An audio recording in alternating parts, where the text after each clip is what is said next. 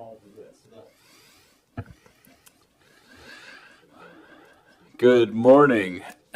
It's my pleasure to call our regular council meeting to order this morning at 9 o'clock, December 10th. I'd like to recognize that we are in Mi'kma'ki, the traditional unceded territory of the Mi'kmaq people.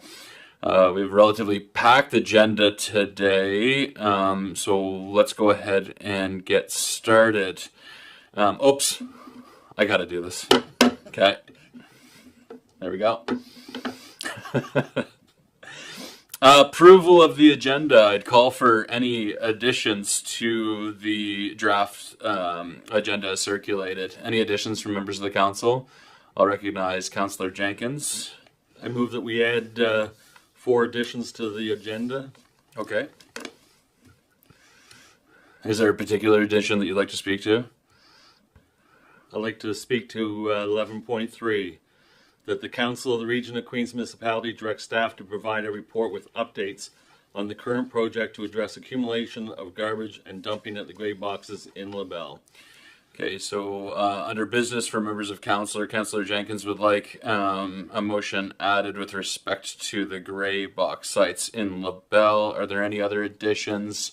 Councillor Jenkins seems to think there's 4, so we better identify the 4 of them. Yes, Councillor Fancy.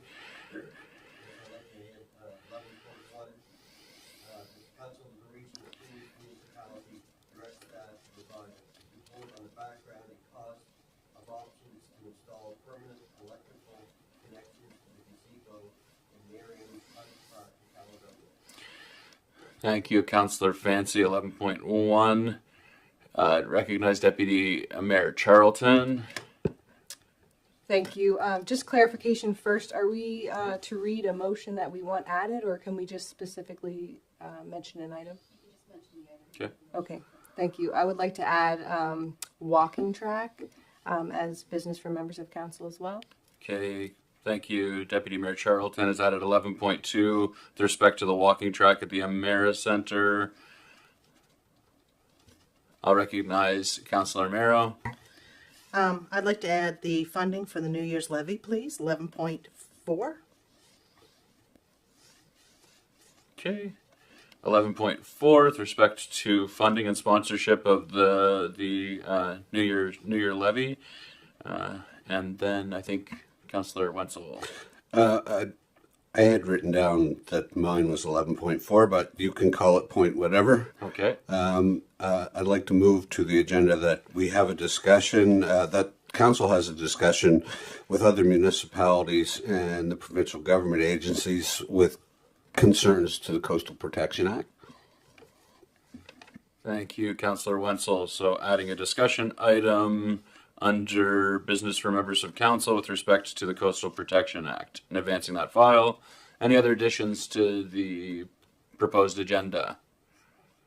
Question from Deputy Mayor Charlton? Just another point of clarity. So we've had movers on those, but there weren't a mover and a seconder for each item. And so I thought we had to have, no? No, we just need the full. Okay.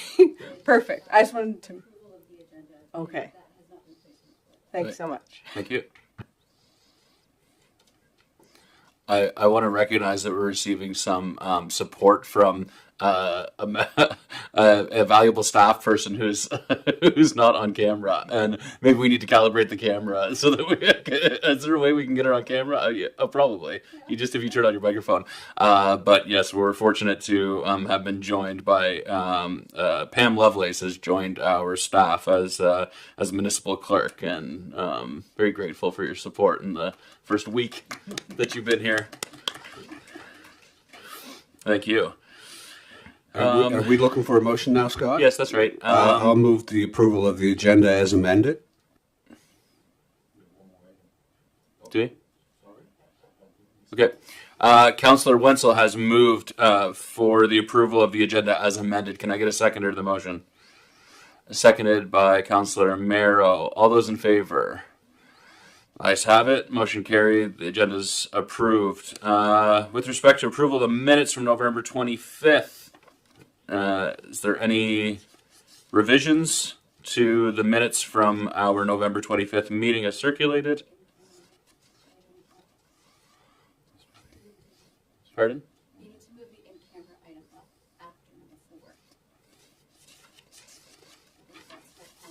Sure, that's right.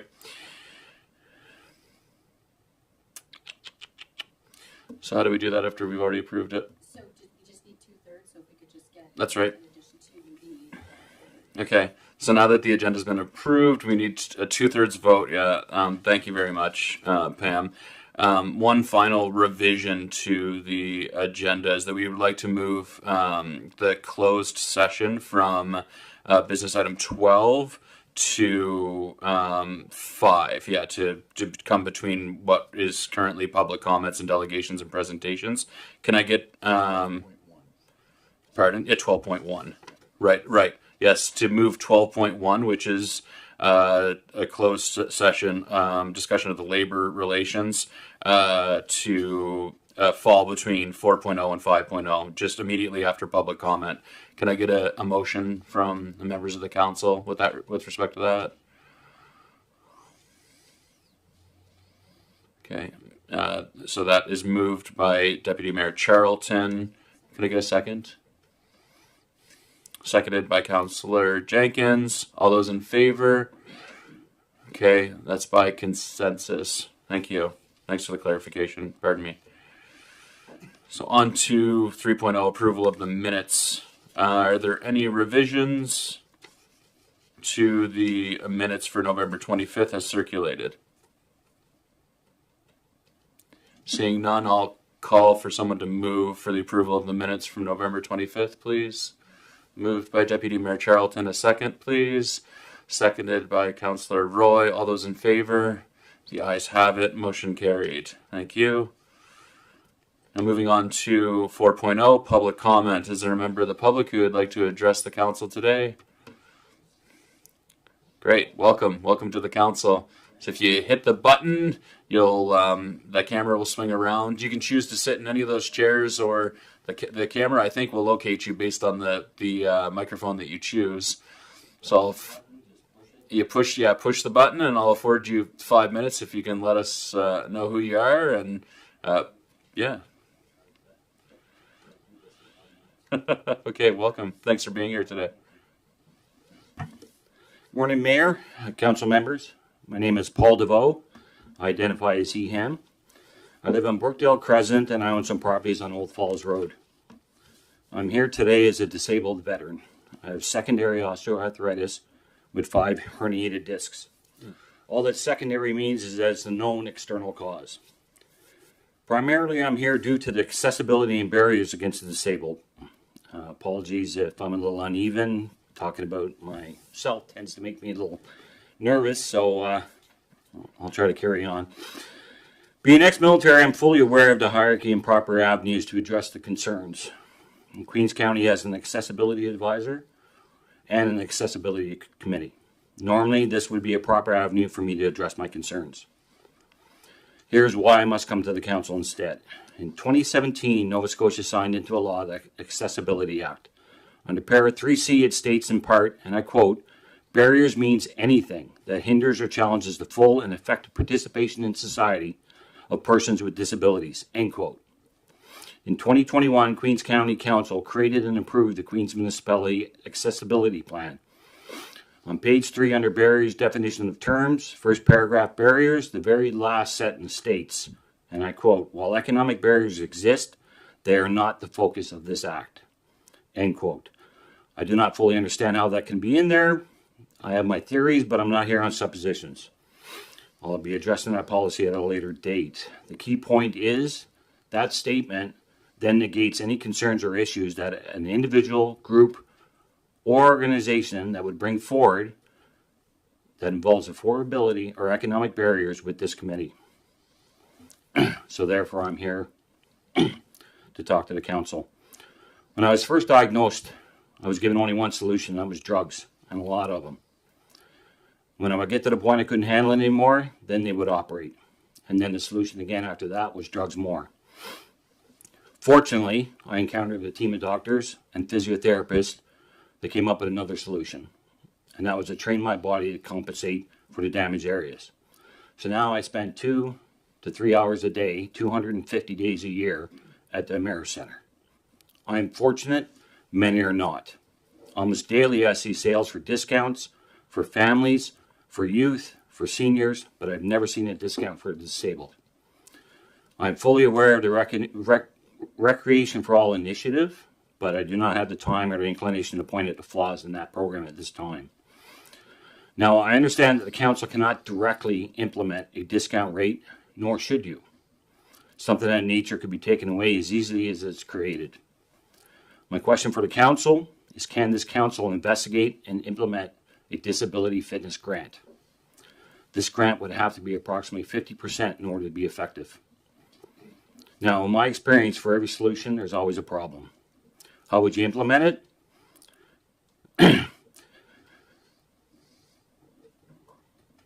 Mainly because the information that people would give is private. But yes and no, it's not. People who get disability tax credit, people who are on disability, or people that are on long-term disability, they wouldn't have to provide any medical information, just that they are on disability.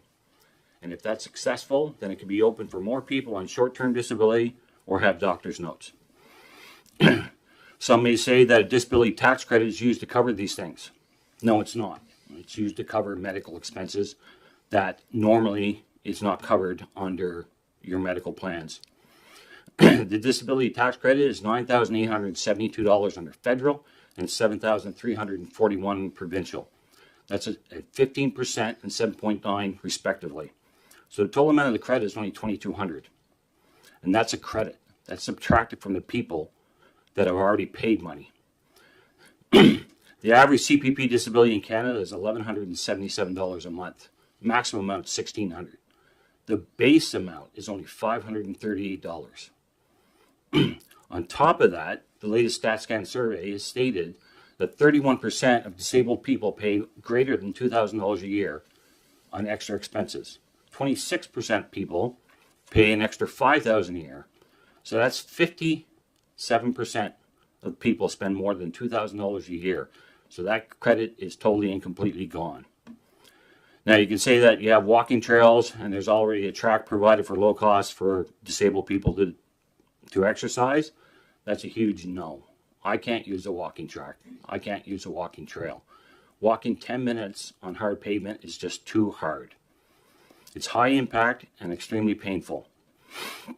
We need a low impact and ergonomic machines with the handrails and a controlled environment. So why should this be done? In 2022, StatScan stated that 27% of Canadians have some form of disability. In Nova Scotia, that number is 37.9%. 1 out of every 3 people have some form of disability. So every room you enter, every restaurant, post office, theater, 1 in 3 people have some form of disability. Now, exercise and fitness have already proven to help people both physically and mentally. Just the act of going to the gym can get people out of their homes and interact, see and meet people, and feel they're part of the community. Getting their bodies in better shape will also help them to be able to go to the shops, to go to dinner, or to be able to go to a show for an hour. I know I stated for the council to investigate and implement, but there's little to investigate. You're already doing the exact same thing with the low income property tax credit. This could be implemented the exact same way with very minor changes. You already have the forms. Some of the wording only needs to be changed a little. Last year, the Mayor Center made $165,000 on memberships. Now, they didn't go into details, but using industry standards, 80% would mean that only 300 people used it. That's less than 3% of the population of Queens County. If you extrapolate the same numbers for disabled people, that would put about 100 people that this would benefit. This is not a huge thing, but it's a huge thing for disabled people. Not only for the money, but the acknowledgement. If 100 people were to use it, you would make money. You would make $22,000 in a year, which is approximately 16% more money than what you're making under the current programs that you have. These are not people that normally would spend the money for it. These are people that wouldn't be in there using it anyways. So you're not losing money, and it doesn't cost anything to implement this. The only thing that I would say, though, is that for any good accountant, they would say when you're trying to get money from the left to the right, it takes time. So you'll probably have to have a float fund. Now, as your audit was in October, there was a 14.4 increase in property tax that was unexpected, which accounts to about $1.5 million. So I think we should be able to come up with a $20,000 float that could be used when you're actually making money back. So I'll conclude with this. 37.9%. That's thousands of people in Queens County. We are your family, we are your friends, we are your workers, your veterans, we are the people that serve you coffee. We are everywhere, but we are always forgotten. And that's why I'm here, because we need your voice to speak for us. I'll leave with this. The events in our life shape us, but it's the choices we have and the decisions that we make that define who we are. I already have my definition. So my name is Paul DeVoe, and I'm disabled. Thank you so much for your time. I appreciate it. Paul, if you could just hit the button there. Thank you so much, Mr. DeVoe. Greatly appreciate your advocacy and your insight. I know I speak for the council in saying that it was well received, and we'll certainly explore the proposal that you've brought forward. Appreciate your time today. I'm happy to send you more exact details and a better wording document to cover everything. Great, please do. Please do. Yeah. Yeah, if you could provide that to me via email, that'd be great. Thank you.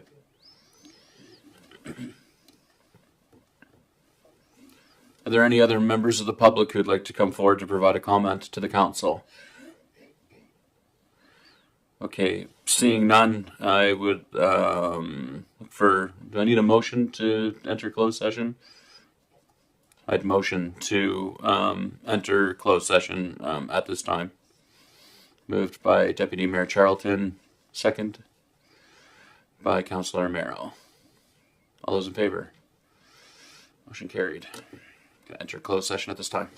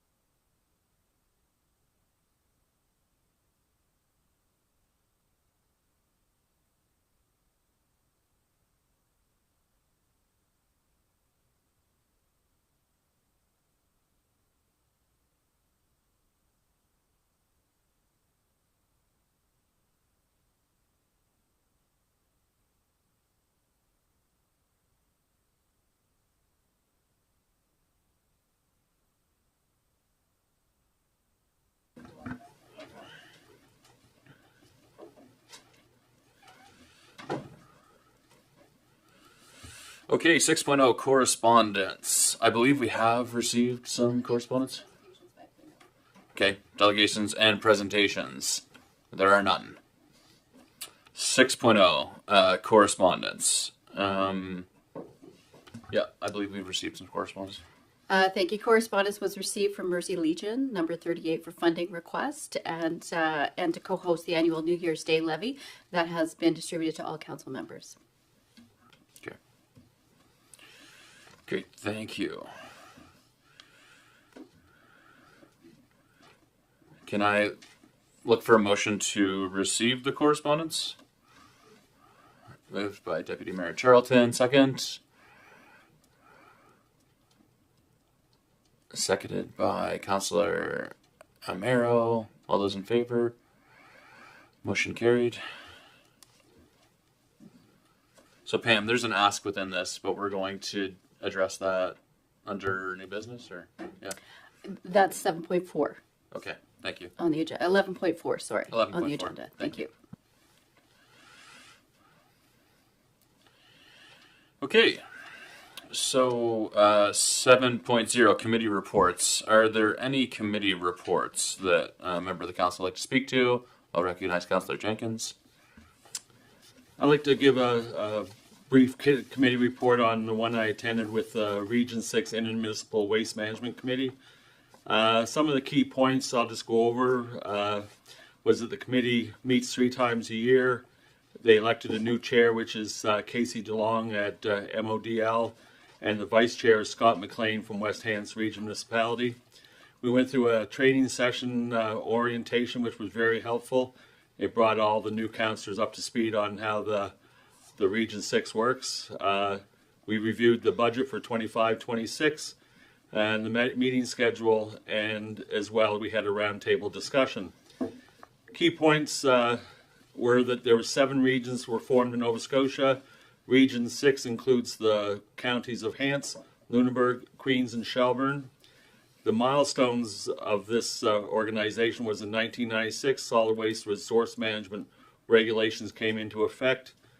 In year 2000, there was a 50% waste goal diversion goal. 2005 was the closure of some of the forms of waste reduction, which was incinerators, and there were 7 second-generation landfills formed. 2015, the goal of 300 kgs of waste disposal target was not reached, and now that target has been changed to 2030. One of the key items, and very important to this area and others, is that in 2025, the EPR, which stands for Extended Producer Responsibility for printed paper and packaging, comes into effect. And what this is, the EPR legislation is the makers of the product are responsible for the cost of handling and managing its ability to be recycled and reused. Region 6 waste management is to help with regional cooperation and handling of waste. It is the liaison between the regions, the province, and Divert Nova Scotia, and of course the industry stewards. We collaborate with partners on province-wide initiatives, policies, and the programs. Region 6 is made up of 12 municipal districts, towns, and regions, and it contains 3 second-generation landfills, 1 C&D landfill, 1 recycling facility, 1 compost facility, and 1 transfer station. But in effect, these materials flow across all 4 counties as well as outside of the Region 6 counties. Total system costs in the Region 6 is $19.3 million, of which a little over $9 million comes from your taxes. We provide education across all sectors within Region 6, and if the council so wanted, they would come and do a presentation to the council on new initiatives and how the organization exists. Another interesting part is Region 6 has a website, which is region6swm.ca, and another important thing is that they also have an app which gives you continuous information on garbage pickups and everything that goes on within Region 6, and that is capital letters R6 Recycles, and you can search on that and download it for your use. One of the important takeaways is that a company by the name of Circular Materials has been contracted to handle this EPR initiative across the province. And another very important thing, which I was not aware of, was that several of the landfill fires have been attributed to lithium batteries, including the one up in the valley that destroyed the building and some equipment, and has cost millions of dollars. Region 6 is now getting ready to do an education program on these lithium batteries and making sure that there's more spots to drop them off so they can keep them out of landfills. And that is the end of my report. Thank you. Thank you, Councillor Jenkins. Any questions? Any questions on the committee report? I think we're well represented with Councillor Jenkins. Thank you very much. Appreciate it. Any other reports from committees? Hearing none, I'll move on to 8.0 unfinished business and 8.1 and the chain of office report that was prepared by staff. So I will move that the Council of Region Queens Municipality receive the report titled Chain of Office and Ceremonial Mace for information. I'll look for that motion from Council. Moved by Deputy Mayor Charlton. Can I get a second? Seconded by Councillor Jenkins. All those in favor? Motion carried. Any further discussion on the report? Sorry, I should have asked for discussion prior to asking the question on that motion. Any discussion on the staff report? Question. Yeah. All we're voting on now is the accepting the report. Are we There's have no action yeah. with this That's right. motion. That's right. Thank you. So we've received the report. There are some recommendations or budget impacts discussed within. Does anybody have any reflections or Deputy Mayor Charlton? Thank you. Just thinking from past practice, not that we have to do everything the same, but I'm just thinking maybe like a high level of what this report is. We usually would have that from the staff person who happens to be at the table, but just for some context, I guess I feel like that would be helpful if others agreed.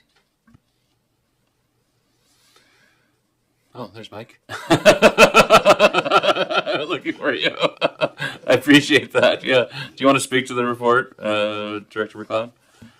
Absolutely. Just a brief background. Subsequent to the residents' request back at council in November, the chain of office and ceremonial mace were originally created and presented to the town of Liverpool back in 1959 as part of the commemoration of their bicentennial. So the chain of office and ceremonial mace both incorporated some particular elements that were relative or significant to the town of Liverpool. So the chain of office was utilized from 1959 up until 1996. As you're all aware, in 96, the town of Liverpool and the municipality of the County of Queens were amalgamated to create the Region of Queens Municipality. So post-amalgamation, the Region of Queens Council ceased use of the chain of office. The chain of office was then subsequently donated to the Queens County Museum, where it currently resides.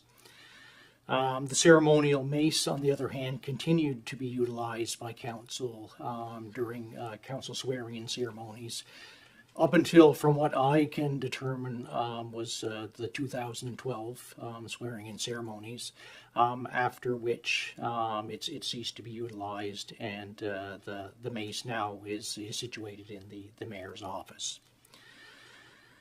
So I guess there's still other groups. The ceremonial mace is still used in parliaments, in legislatures, in Canada, as well as a number of municipal organizations, as well as educational institutions in their some of their convocation ceremonies.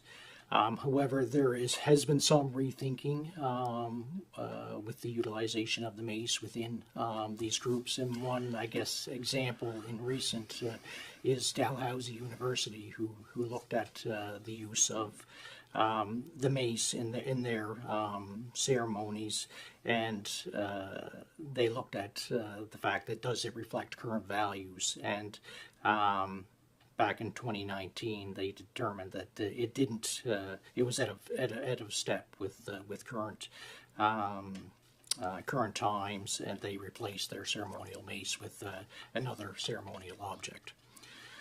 So I guess with that and with the request from November's council, staff are seeking some direction from council as to what they want to do, whether they want to look at reinstituting the use of the ceremonial or the mayor's chain of office and ceremonial mace or whatnot. And I've identified several options that council can consider within the staff report. Yeah, and my apologies, Director McLeod, for just skipping to the end there. I'm a little flustered this morning. Thank you very much for the preparation of this thorough report. Yeah, and so I guess it's really for discussion. What's the will of the council as it relates to the chain of office and the ceremonial mace? I'm not sure in terms of maintaining the status quo and not using either. Utilizing the chain of office and the mace, utilizing the chain of office in its current iteration, or having a new chain and or mace created to reflect the region of Queens as a whole rather than the town of Liverpool. Wondering what thoughts, open it up for discussion at this time from members of council. Councillor Merrill. Hi. First of all, I'd like to thank Barb Redmond for bringing this forward on behalf of her and her residents. It's very interesting, actually. I've actually checked at different municipalities, municipality of District of Lunenburg, Bridgewater, Mayor Pam Mood in Yarmouth, and as we see in this report, the town of Annapolis Royal have all been using the chain of office, and I think it's pretty important as far as distinguishing the mayor from the rest of council and the responsibilities. I would like to see it come back to the municipality, see what kind of shape it actually is in, and I'd like to see it used again, not in every event or anything like that, but for important events. I think it's pretty important. Thank you. Thank you. Any further discussion or comments from other members of the council? Councillor Jenkins? I think as we progress, sometimes when we put these pieces of history in the closet, we forget some of our past, and I think we should bring it forward. And as been said, not to use it on every occasion, but on truly special occasions, it would be a good addition. Thank you. Are there any dissenting opinions with respect to getting the chain of office, requesting that the chain of office be de-accessioned by the Queens County Museum and returned to the region of Queens Municipality? Yeah, Deputy Mayor Charlton. Thank you.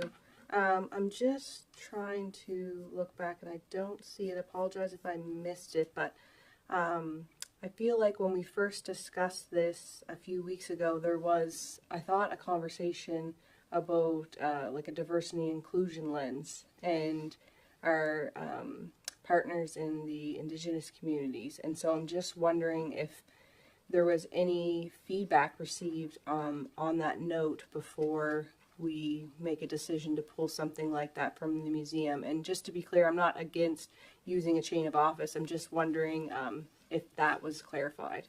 Thank you. Do you want to speak to that, Director McLeod?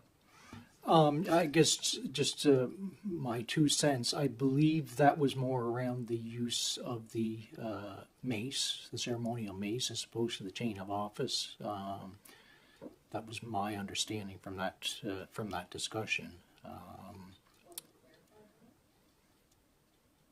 I guess to clarify that not with other groups or organizations. It was more that there has been some rethinking around the utilization of the ceremonial mace in council ceremonies. But that my understanding from that conversation was that wasn't with respect to the chain of office. Just on that note, with a little bit of uncertainty there, I'm just wondering if this is something that maybe should go forward to the Diversity Inclusion Committee, recognizing that lens has changed a little bit, and I'm not exactly sure how that committee will look at this point because we have anti-racism measures that we have to put forward as well and have a committee for that. And I think if I'm understanding correctly from our previous meeting, that looks like it might be a joint committee. And so I'm not unsupportive of the ask. I just feel like we're not putting the right people at the table before we make the decision. So I just think that it would be beneficial to maybe put that through to that committee where you just have more of a lens and some feedback that maybe we're not considering. So I would just suggest that we not make a decision on this at present time. Thank you. Thank you, Deputy Mayor Charlton. My understanding is that I don't disagree with you either in terms of getting the right people at the table to make sure that we have a full understanding of the symbolism and what it means to different people. But my understanding was that the mace carries more significant sort of notions or symbolism of colonial European colonial values, and that the moving away from the use of the chain of office was more associated with amalgamation and it being Town of Liverpool versus the Region of Queens Municipality. But I can appreciate that. I can appreciate your perspective in terms of wanting to examine it more thoroughly, and I think too that this isn't a decision point that we need to rush into, given that it is ceremonial and symbolic, and so we don't have operational urgency, I think, associated with it. So that makes sense to me as well. Anybody else want to speak to this? No, we don't have a motion at present on the floor. I think it might be appropriate to put a motion on the floor with respect to the suggestion of Deputy Mayor Charlton in examining or exploring this in a little bit of a different way, perhaps, than we have to this point. To refer to committee. Yeah, I think so. Yeah. Yeah,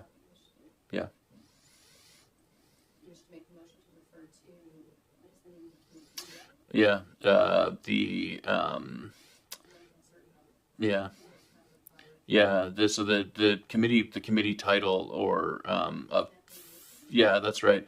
I think it is. It's the Dismantling Racism and Hate, formerly known as the Equity, Diversity, and Inclusion, or whatever that name becomes. But I think that is the motion that the Council of the Region of Queens Municipality would refer this report for further consideration by the Equity, Diversity, Inclusion, or Dismantling Racism and Hate Committee.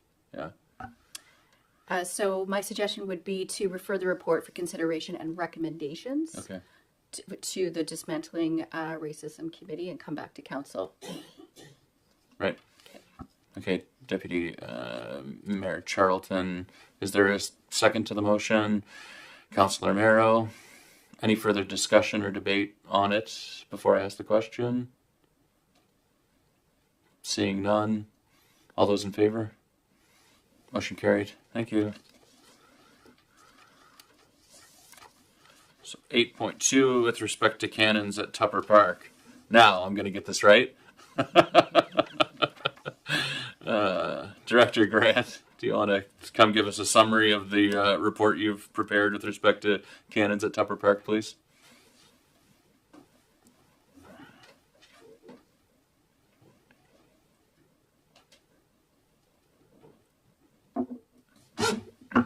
Thank you. Yes, you prepared with or provided with a report about relocating a cannon that's currently located at the corner of School Street and West Street in Milton. As I understand, the community group's looking to have it placed at Tupper Park. So we did a little investigation of that, what it would take to remove from the ground, build a base for it, and provide it or prepare it at Tupper Park, which is in the report. Any questions for Director Grant with respect to his report on the cannons at Tupper Park? Any further questions? Councillor Jenkins? I'm just wondering where the approximate price of 5,000 to 7,000 came from. Was that something that that you did up? Okay. Yeah, does that answer your question, I guess? So there's a few factors in there, from staff time to traffic control to obtaining a break and soils permit from the province, etc.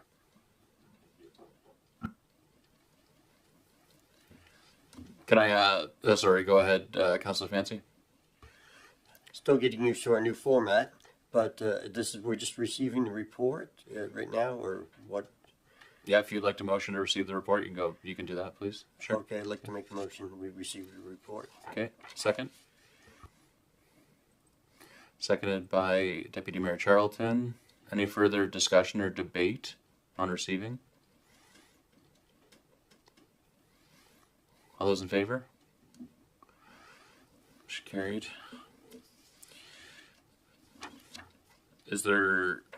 Would anybody like to move with respect to a decision point on it, or I guess I'd like to open it up for just to see where the council sits in terms of. Yeah, I'm wondering if this is not another item that maybe can be referred to committee, the Heritage Committee. Okay. I'm wondering. Deputy Mayor Charlton. I just have a question, I guess. So it's my understanding from the letter received from Linda Rayfuse that there is a cannon that there's a base currently being built, or it was recently built. Could that just be clarified?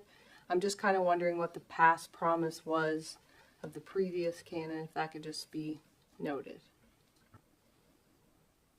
So I'm not familiar with the one cannon we have now is located at the Masonic Hall grounds, and that was moved in 2014-ish. And I'm not aware of what the arrangement was at that time, who provided funding, etc. We did just refurbish it internally with our own forces and resources. But as far as the initial agreement, I'm not aware of what it is. Thank you. I guess it must have been the refurbishment that I was not certain about. So to Councillor Wenzel's point, I mean, it could be discussed at the Heritage Advisory Committee. There hasn't been a ton of money contributed to the past budget for Heritage Advisory Committee that I can recall just in my short time on the Heritage Advisory Committee. So this could be something that is discussed there, because I think it's a valid ask, and we have a lot of heritage here in Queens, so it could certainly be discussed at the committee from my view.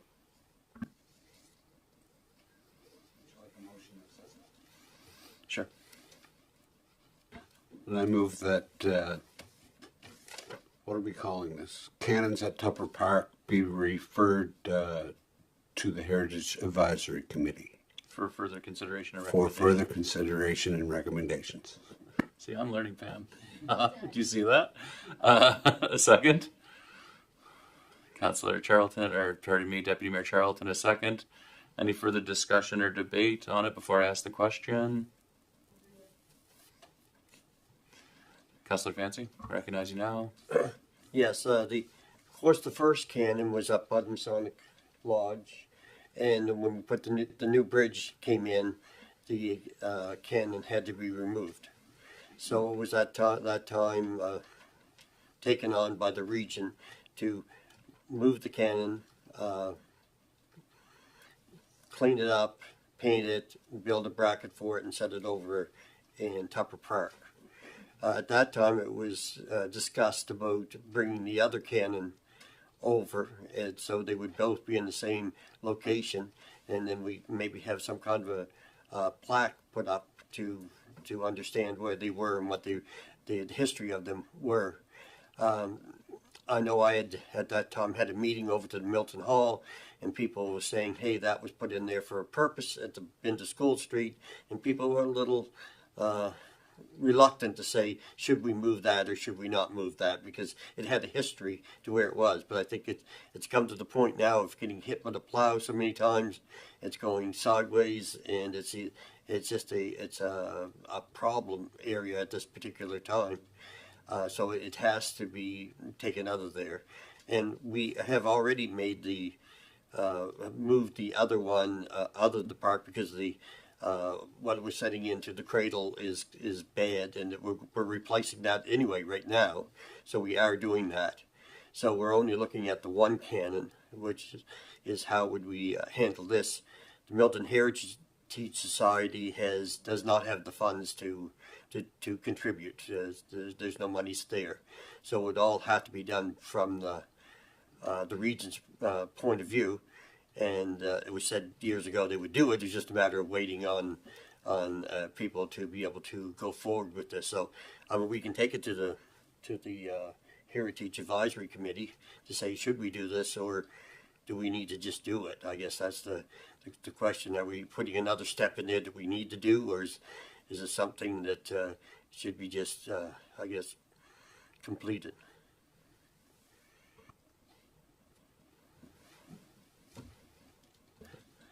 My opinion on this whole thing is, since I've been in council so far, we've had a lot of unbudgeted expenses. I think it should be referred to the Heritage Advisory Committee and discussed for the next budget.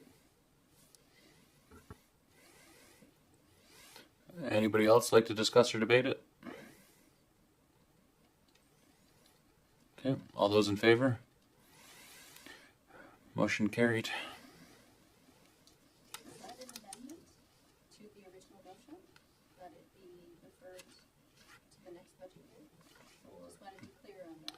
Oh, that's, yeah, I didn't take it as amendment, I just took it as, Suggestion to the yeah, Heritage Advisory Committee. yeah, I'll add that to the minutes. yeah. Thank you, Pam. Thank you, Adam.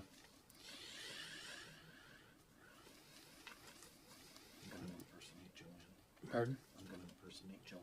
You're going to impersonate Joanne? Okay. Okay. 8.4 is with respect to the airport financials and agreement. And 8.3 is respect to the airport financials and agreement.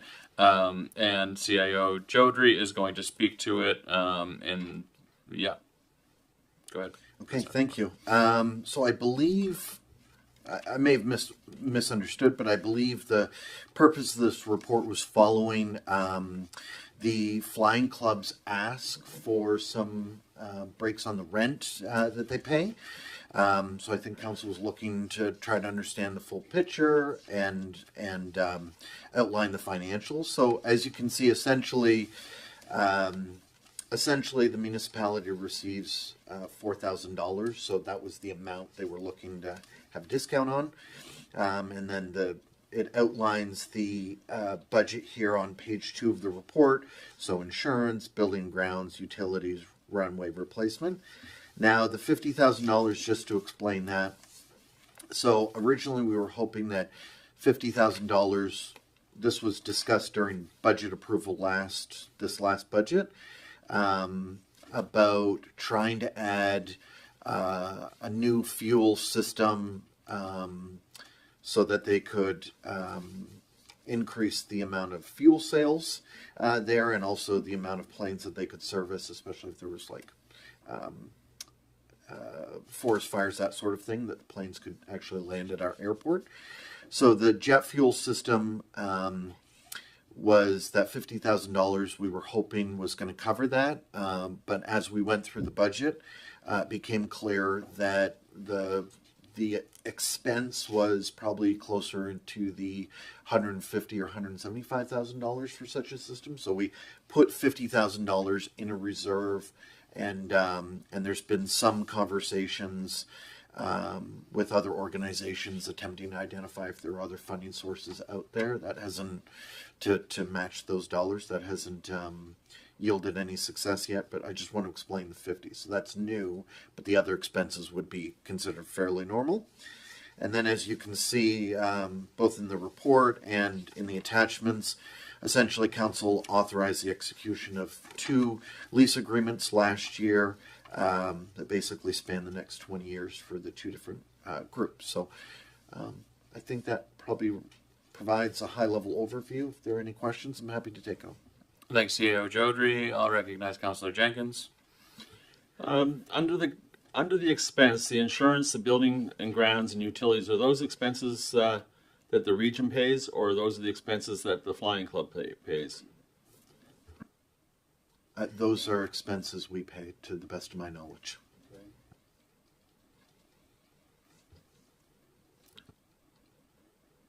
Councillor Jenkins. Are there any other Councillor Jenkins? I'll recognize you again.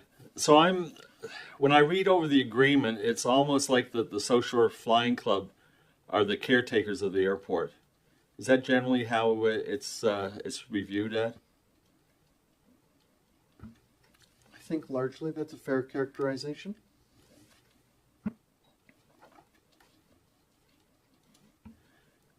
At what point can a motion be made on this subject?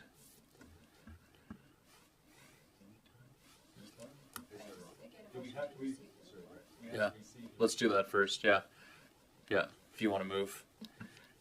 I move that we receive the report of the Region of Queens Municipality for the airport financials and agreement for information.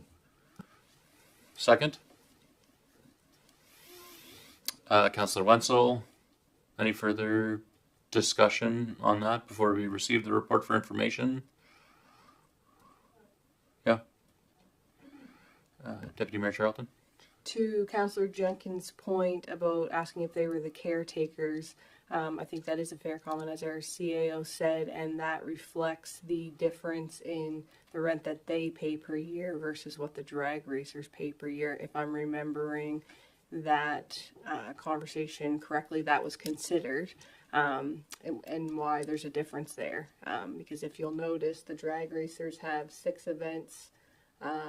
They pay $9,000 plus tax per year, plus 17. I think it would be $12,075 with tax for their lease agreement plus their hangar fee. They also get to keep their any revenue received during their events, and the Fly Club. There are also provisions put in their agreement that they have this revenue opportunities as well in regards to hangars and things like that. So I just wanted to note that, just as someone that had some history there, if that's helpful. I'm not sure if it is. Councillor Mero? So I also did some background information for this year, and the Nova Scotia Drag Racers Club had scheduled 6, but they actually had 5 because one was rained out. So their events, they'll pay $7,500, and their $1,500 year hangar fee. So this year they actually will pay $9,000 plus tax, and they also do maintenance as well. They cut the bushes, mowed grass, they installed pavement for pit spots. They brought in Class A gravel. They keep everything painted. The only thing that they don't maintain is the building and the hangar that belongs to the Social Flying Club. So I guess the Social Flying Club is asking for no rent, but I don't think it's fair if one pays no rent and the other one pays this much in rent as well. So I think, if we have to look at doing this for one, we have to look at doing it for both groups that use it, and it seems like both groups put forth a lot of effort in looking after the facility. Thank you. Thank you, Councilor Merrill. I recognize you, Councilor Jenkins.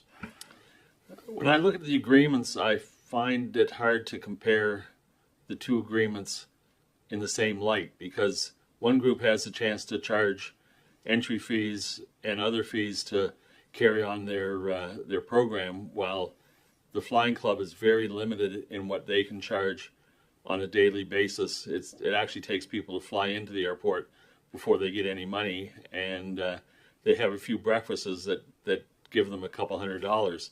So I don't think it's fair to compare both agreements the same. And at this point, I will say I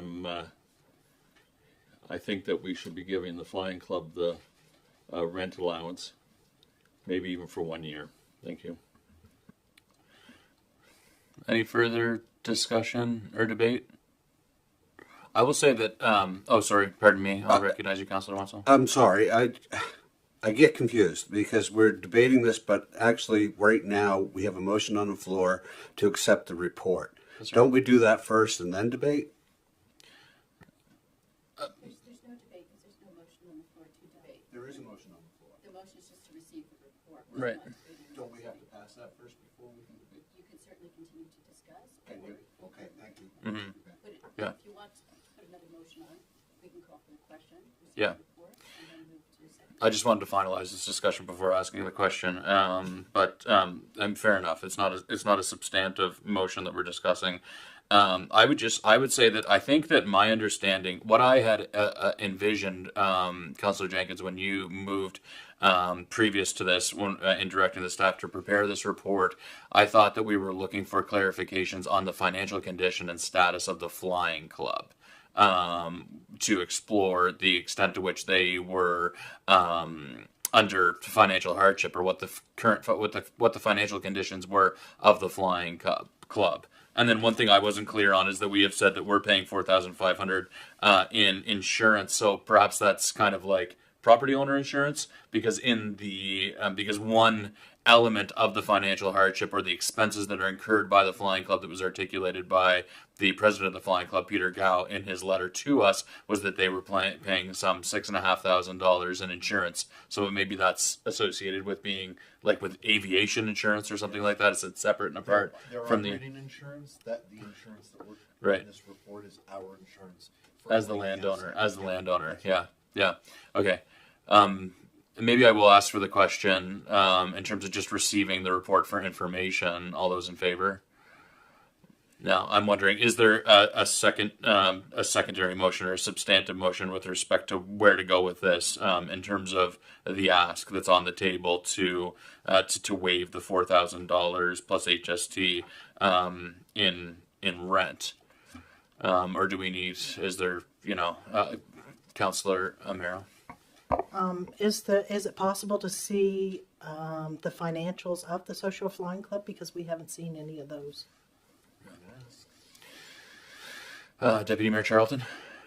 To that point, I was also just going to ask if there was the operational plan that's noted in the lease agreements that were submitted from, I guess, both parties the previous year, because we're coming up to it says the end of January that they have to submit, and I don't recall.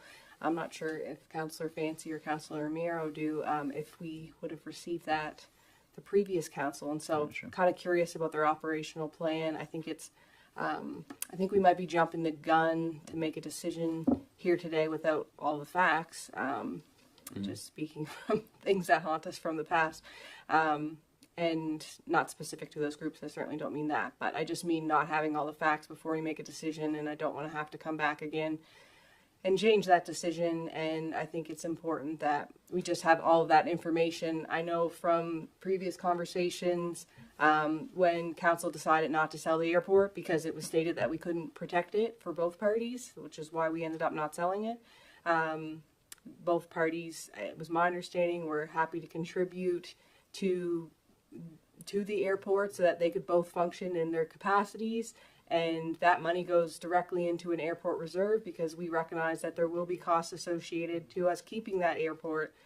So all that money goes into a reserve. So I think I personally would like to see those operational plans and have some more information. And we're also coming into a budget where we have no idea what we're going to be seeing or expecting. So I think it would just be premature to make that decision today. Thank you.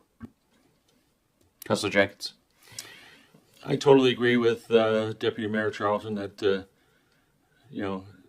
after reviewing this and the words that have been spoken, that we do need a total package of information so that we can make an informed decision. So I think at this point, I'd like to call for a motion that the Council of the Region of Queens Municipality directs staff to provide a report outlining and providing details of the operating plan that was submitted in January of 2024, and request the financial reports. I think of both the Flying Club and the drag racers, so that we can make a fair, informed, equitable decision with respect to what makes sense for ongoing operation of the respective parties and their use, and what's fair for us as the landowner to be asking for in way of the rent or the lease agreement associated with use of the facility for their respective purposes. Pam, I know that's a long-winded motion. We need to get, I don't know who, Steve, it's probably a you thing. We need to, when Pam turns on her microphone, aim at Pam instead of the, I think it looks at the flags. Yeah. I'm just going to hold while Pam prepares a succinct motion based on my tangential ramblings. Yeah. Just while she's preparing, so we can ask. I don't know if we can compel those two organizations to provide those financials. So I think we can compel them to provide the operational plan. I'm not sure if they have yet, to be honest. I just don't know the answer to that. So we can certainly ask, if this sort of motion passes, we'll reach out to them, we'll ask for information and go from there, but just want to set expectations. That's fair. I believe, Councillor Jenkins, you actually did see the year-end financial reporting from the drag racers because you attended their AGM. And my perspective would be, if the Flying Club wants us to waive alter the agreement, the lease agreement, that it would be fair for us to ask for transparency with respect to their financial condition. Yeah. There, Pam, we bought you some time.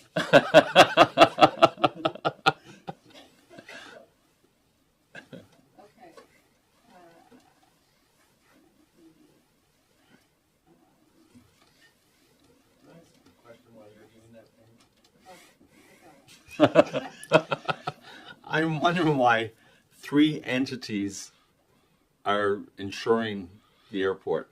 It seems like it's too much, and I'm just wondering if there's any overlapping insurance that we could benefit from. When the racers do the insurance, they're insuring the site, are they not, for their event? I imagine they're insuring their own liability if something goes wrong at their race, and our insurance wouldn't cover such a thing. It's not our event or anything. Oh, sorry, do you want me to repeat that? No, I think that's okay. Yeah, just that. Yeah, so the conversation is there. I think, is there an opportunity to have global insurance? I think probably we're insuring the property as landowners. The Flying Club are insuring their ability, like the liability associated with flying planes, and the drag racers are insuring against the liability associated with racing drag cars. So, dragging cars. So I'm not sure on that, but my sense is that they'd be separate and different types of liability that we're insuring. But it's a point well taken. Deputy Mayor Charlton. Thank you. That's, in my experience, the last 4 years here, that's very standard. So I think of the farmers market, and they have their own liability insurance where the region is named for all their markets from May until the fall. So anything that comes forward like that, they have their specific own insurance for their event where the region is named additionally, and they're doing it in our park. So very standard, I would say, based off what I've seen. Municipal Clerk Pam Lovelace. Well, thank you, Mr. Mayor. So, Council, this is what I gathered, that Region of Queens Municipality Council directs staff to provide a report with the operational plan for the airport. I believe you said dated January 2024, Yep. and request the financial statements of the Flying Club and Drag Racers Club for Council to make informed decisions on future agreements.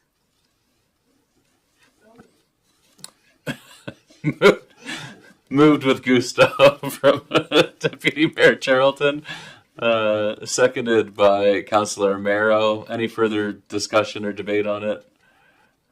All those in favor, say aye. Motion carried. 8.4. Joint letter to the Nova Scotia Department of Seniors and Long-Term Care. Cody, did you prepare this report, I believe? Okay, I'll hand it over to you.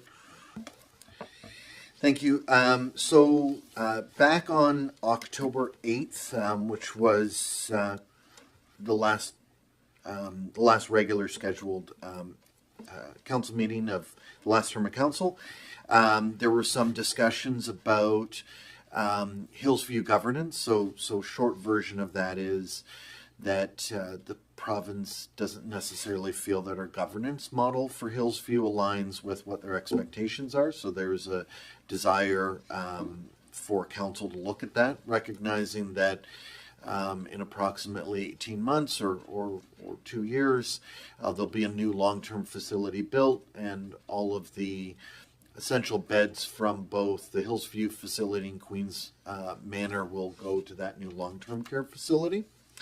So in thinking about our own governance,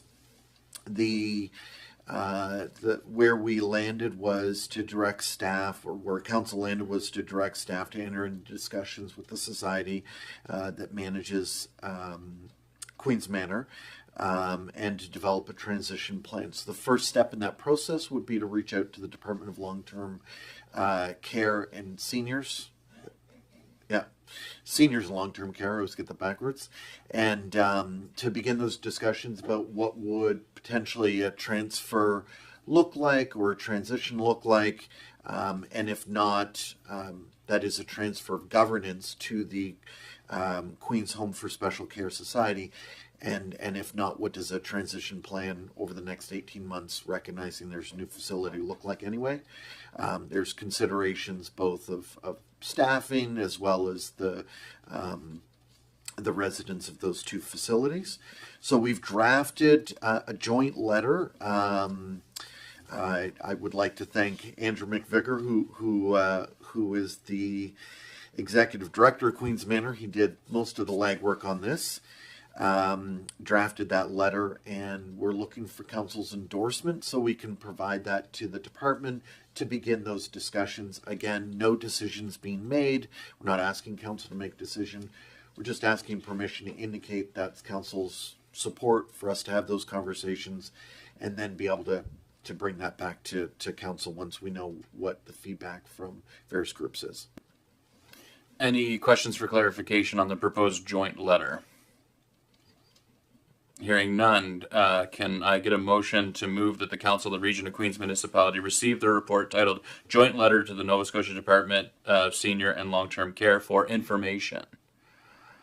Moved by Councillor Roy, seconded by Councillor Marrow. Any further discussion? All those in favor? Motion carried. And I'll look for a second motion that the Council of the Region of Queens Municipality authorizes the mayor and staff to execute the letter as presented. Moved by Councillor Jenkins, seconded by Councillor Roy. Any discussion? Deputy Mayor Charlton. Thank you. I'm just wondering for clarity if that motion should say what the letter is for. Because right now it just says the letter as presented, but I'm just wondering if it shouldn't say something along the lines of authorizes the mayor and staff to execute the letter to the Nova Scotia Department of Senior and Long-Term Care to enter, like to open up Yeah. this conversation. I'm just With it just respect to the transfer just of seems very operations and vague. I just governance of wonder if Hillview it should be Acres. like crystal clear Yeah. of what the ask is. That maybe our clerk can answer that. But. Well, thank you, Deputy Mayor. Certainly you can add the title of the letter, which I think provides clarity. It is in the report, and I think as the motion clearly states, to execute. So I'm not sure if that would satisfy. Okay.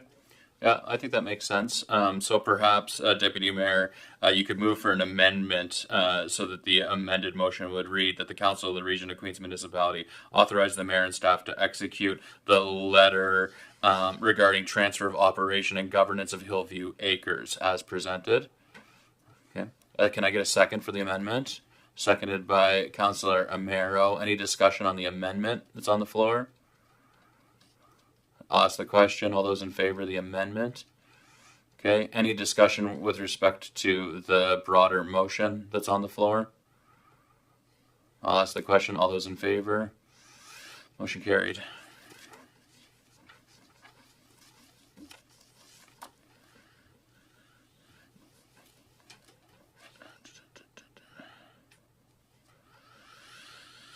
Okay, 8.5, proposed 2025 council meeting schedule. I believe, Pam, you prepared this report. Would you like to speak to it? Yes, I did. Thank you, Mr. Mayor. So this is just a brief report to let council know that for the year of 2025, we do have just a couple of changes to the schedule. Typically, we have 2 meetings on Tuesday a month, the 2nd and the 4th. However, in the month of November, due to the observance of Remembrance Day, we'll be moving to the Wednesday, the 12th of November. And so I've added that schedule for you, and certainly happy to answer any of your questions. But it was a fruitful exercise to go through the entire year and put the meetings in your calendars. Thank you. I appreciate your foresight and due diligence. Yes, thanks for that, Pam. Any clarifications, any questions or clarifications on the report? Okay. I'll look for a motion that the Council of the Region of Queens Municipality receive the report titled Proposed 2025 Council Meeting Schedule for information, and that the Council of the Region of Queens approve the proposed 2025 Council Meeting Schedule. Moved by the Deputy Mayor. Second. Can I get a second on the motion? Seconded by Councillor Jenkins. Any discussion or debate? Hearing none, seeing none. I'll ask the question. All those in favor? Motion carried. Motions carried. Just one. Sorry, just looking to expedite a little bit here. Okay. Okay, moving on to new business. 9.1, 2024-2025 capital projects update, which was prepared I assume by Director Grant. Sorry. Oh, pardon me. Just to clarify, so Yeah. there's 2 motions as a part of that package. They were merged? Yeah. Okay, that wasn't all good. I said it out loud. Okay. Got it. I think also too, maybe in the future, could we just do and that and make it one motion? Okay, thank you. Isn't that what I said? No, it's all good. Yeah.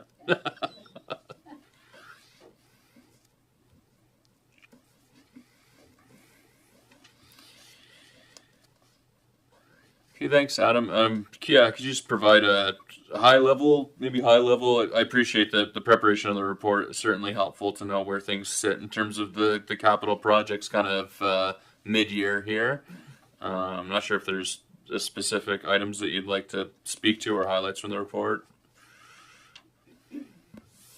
Nothing really in specific. So as you'll see, some of the projects or objectives are completed. Some are in progress, moving along quite well with a good anticipation date for completion. Others are slightly delayed or ultimately delayed due to a myriad of challenges, market pressure, staff challenges, and etc. I guess if there's any specific questions, I'll answer them. Yep. Thank you. And I just realized in looking at this, it's black and white, at least in the printed version. So just wanted to clarify my mistake.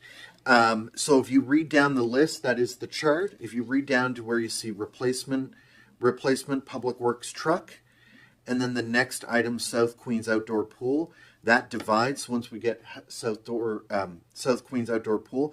That's when they would turn yellow or orange, whatever. That's the yellow to orange threshold. Right. And those are just to denote where the projects are moving forward, but they're likely to have to span more than one fiscal year. So we have them this year, but they'll just have to stretch for all sorts of reasons outlined. I just want to clarify that black and whiteness. Thank you. The nuances of shades of gray. Thanks for that.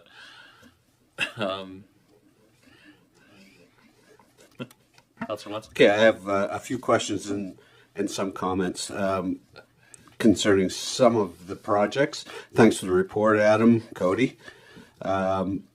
Under Mount Pleasant Services Extension Design, $286,787. Does the design include from the pumping station, or is it just specifically for Mount Pleasant Street? Or sorry, not Mount Pleasant Street, but you know what I mean. Toad Hill, we call it, but School Street. I'm not sure exactly which pumping station you mean. So the design, as we're working on right now, includes all the service extension from where services end or nearly end on School Street up to Shore Road, I guess, going either way into Mount Pleasant, as well as lift station upgrades, as well as some other ancillary work. So the $286,787 in design work, is it your experience that this is normal pricing? Is your understanding this is somewhat normal, or do you find it high or low? No, I would say this is right in line with market expectations for what will be involved in that budget. Certainly there's some unknowns we faced, and we work with the consultant to come up with a good cost estimate, and we're comfortable going forward.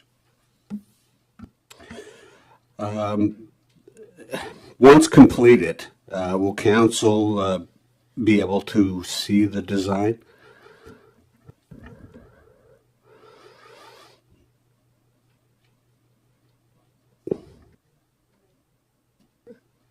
Nope. Good. Okay.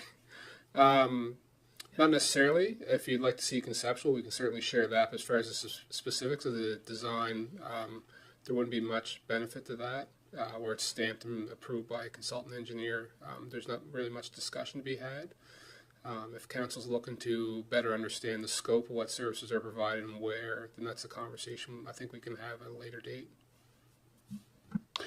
Okay, that moves me on to, I have three items here I'd like to speak about. Scott, is it fine with you, or do you want somebody else to have a turn? No, go ahead. Yeah. Okay, the extension to Dauphiny Farms, listed under the delayed section of this.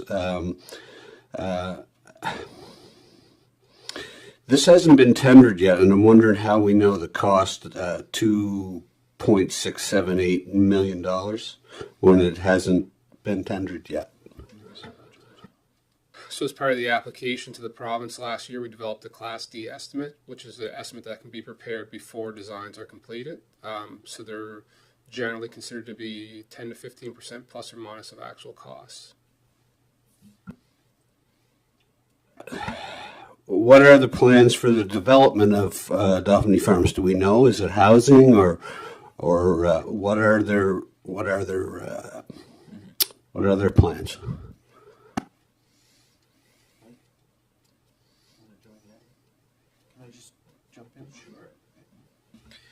So one of the things we need to complete a growth plan that outlines a number of things that need to be done, including updating the sewer bylaw, the water rate study, those sorts of things. So we understand from the developers in the area they wish to develop residential, but we don't have full detailed plans yet. And part of that is them looking, I think, for some certainty around whether the extensions will actually happen, And then once they know that, I think then they have to start investing money in the planning and design work, that sort of thing. So I don't think we can guarantee it, but certainly our sense from them has been that it's residential development.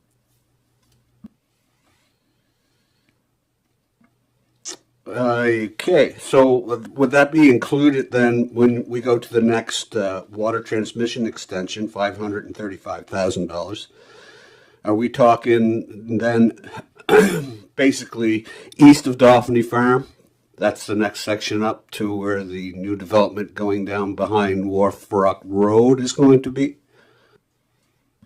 No, I think there's some confusion there. So the roughly 2.7 million would be the service extension on School Street, as well as on Shore Road. So it's that entire All the way up. neighborhood, perhaps. Whereas the $500,000 project is just the transmission extension on Roy Turner Road from where it exists now to West Street in Milton. It's two separate items. So do we know what we're looking at for development then past Dauphiny Farm?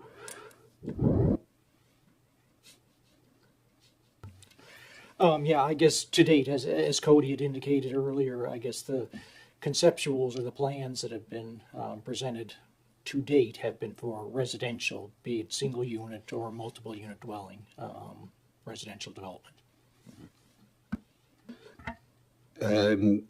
So the extension, it bypasses residents that aren't hooked up, correct? Like Wharf Rock.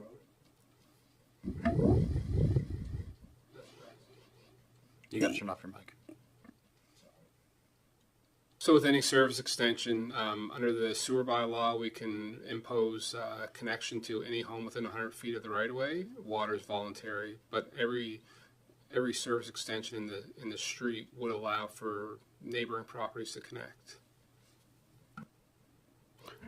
Okay, I think I understand what you're saying. So anybody along the way during this process that can connect, sewer-wise, they will have to. Water-wise, they have the choice. That is correct. Sorry, Okay. Courtney, I'm just going to open it up to other members of the council. I've got one more. Okay. Promise. Okay. It's only one more. And this is not a question, this is a comment. I understand we're delayed, and I think maybe that's a good thing, to be delayed for a while. I don't know if this community is in very need of affordable housing. I don't believe the projects, the developers are being going to provide affordable housing. I think I don't know. I believe that we have a lot of issues with our water lines. I believe the ancient piping from the lake pumping station to Union Street should be a priority over hookup for development. This is just my opinion. I'm not trying to wrap anybody here. I'm not trying to say what I'm trying to say is that we've got serious problems with our water. We have serious problems with water pressure. We have patchwork as it breaks. And I understand staffing and the complexities of homes sitting on those water lines. I understand how difficult this could be. But I also look at millions of dollars being spent to make sure developers can hook up to homes that people in this community cannot afford. And I just wanted to make that a comment, and I'm done, Scott. Thank you, Councillor Wenzel. I will clarify that one of the developments Rumclo is proposing is explicitly affordable housing. So there is some affordable housing that is being proposed within that development. Certainly not all of it, but some of it. Is there any other questions that other members of the council have with respect to the report, the progress report on capital projects? Deputy Mayor Charlton. Thank you. I did have a question on why the UARB application needed to be resubmitted. Just wondering if we can get any clarity around that forward. So I think that's specifically with respect to the MPSC water transmission extension. Yes. Yeah.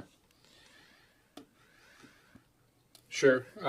So during the process of applying for this phase here, it was identified that we made a pretty significant oversight in previous years by not applying for their approval. So the way that they see it is that it's, despite the wording or the language around how the application's formed at like a $250,000 threshold, they consider the scope of a whole project from start till commissioning to be necessary.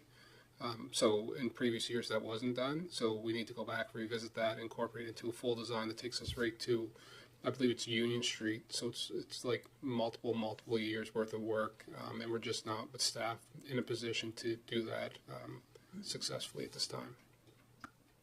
Thank you. Just on the, I guess, narrative of the Mount Pleasant expansion. So we received almost $12 million from the province of Nova Scotia to expand water and sewer there. And so I'm just wondering, I know that there are some timelines associated with that grant that we received. And so just seeing a lot of these saying delayed, like what is our position? What's the path forward? And in fairness to Councillor Wenzel, there's a lot of things that haven't been answered yet, like what are those development charges and things going to look like for those developments coming in. And I just also wanted to note that there were presentations done to the previous council with design of what those residential properties looked like, and they'd be easy to find, and we can make sure that the new council has all that. I'd be happy to dig it out of my email and forward it, because yeah, like the mayor had said, there is affordable housing projects there right by the daycare actually. So just concerned, I guess, in looking at this and seeing delayed and the notes about staff shortages and things like that, because we are in this dire strait for housing. And yes, we do need affordable housing, but we also need housing for our CMP members who are in our community, and healthcare professionals and young professionals and just professionals in general. There's a mix that needs to be found. And so when I see all these delayed, I just have a lot of concerns, and I guess would like a little clarity on that as much as possible, recognizing that may be difficult. Thank you. Sure. Yeah, so with respect to the service extensions, I appreciate your concern. And I think, so we've been able to make some pretty good headway this fall with the consultant. What we're looking at now is rolling multiple years worth of project together, which in the end will probably be a more attractive package to construction outfits. So we're hoping to pick up some speed and certainly anticipate being done over the winter of 2026, which would bring us right on schedule to kind of complete all that related work. And just to clarify, so the grant that the municipality received was 10.7 million, and that was when you look at this capital project and next year, anything that says Mount Pleasant, it's the whole thing. So we did get basically 50 cent dollars for all of the work, including the extension, but also the upgrades to our existing system. So the just to Councillor Wenzel's question, when we talk about the transmission upgrade, that helps with water pressure. So there was a CBCL report that kind of outlined the full thing, and I'm happy to provide that to any member of council wishes for a copy of it. And basically, that's what we applied for. We wanted to apply for everything that fit that project. So that's how we came up with the estimates, what we should be doing, because the report was really, how could we provide that extension? And it identified, yes, you can run the pipes, but you also have other issues like lift station capacity and transmission line needs to upgrade in terms of water pressure. And we had intended to move forward a little bit faster on growth planning.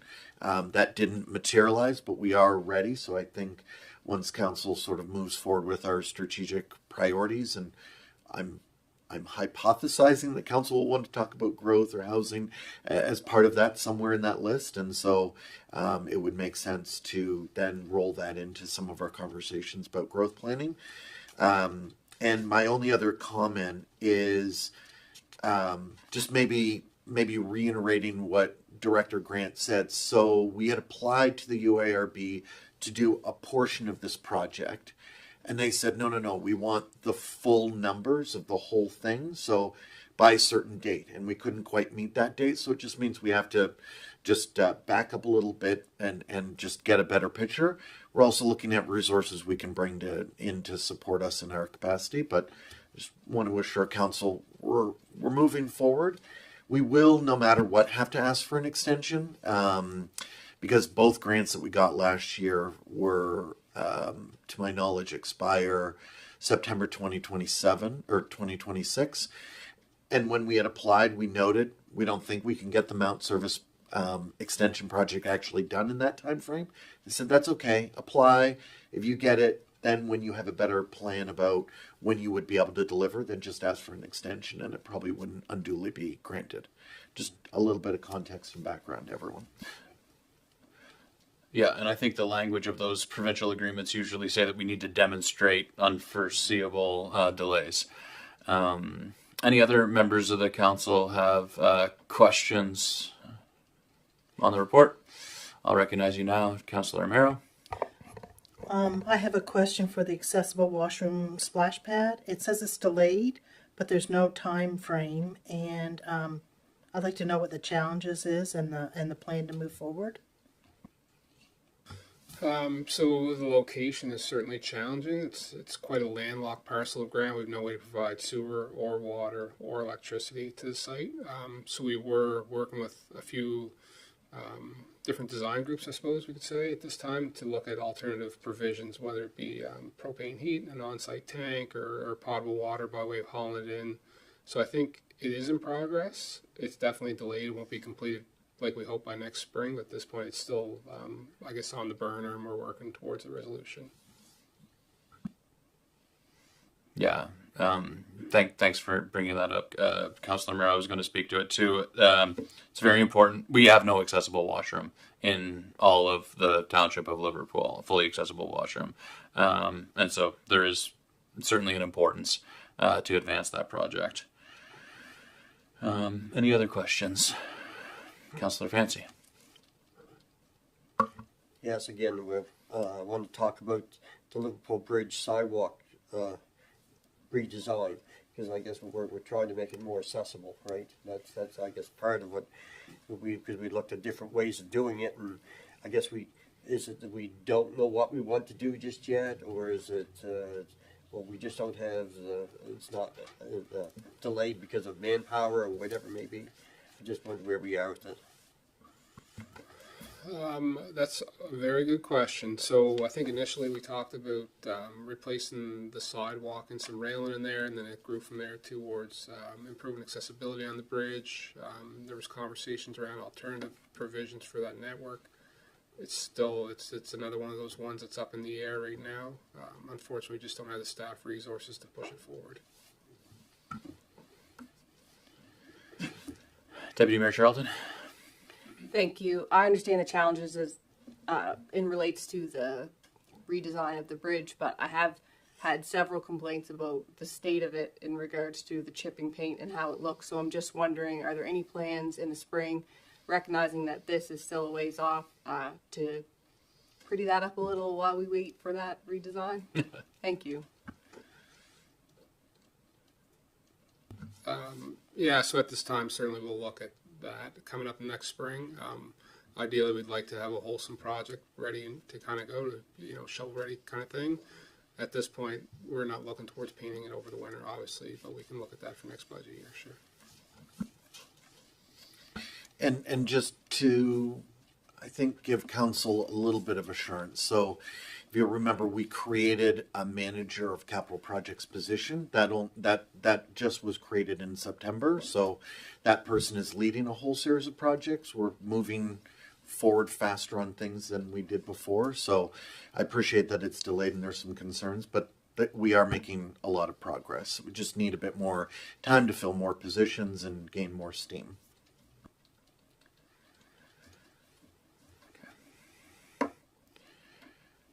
Is council okay if I call for a motion now? Okay.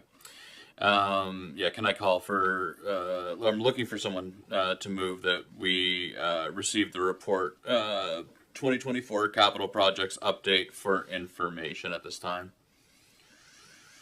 Moved by Councillor Miro. Can I get a second?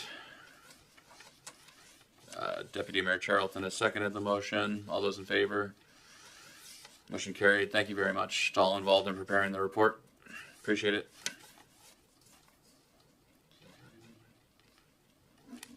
Building official appointment. Yeah. The next item of business is 9.2, with respect to a building official appointment.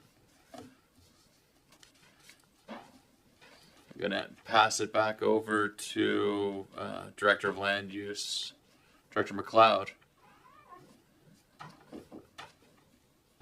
Yes, thank you.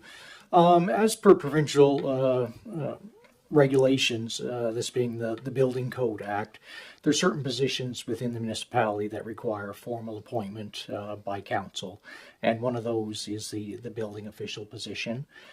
So this is just recognizing Miles Harlow as formally appointed as a building official for the Region of Queens Municipality to carry out those duties of a building official. Thank you. That's fantastic. That's great. I think we're doubling up our number of building officials that we have, I think, within our roster. Is that right? Yeah. Well, that's great.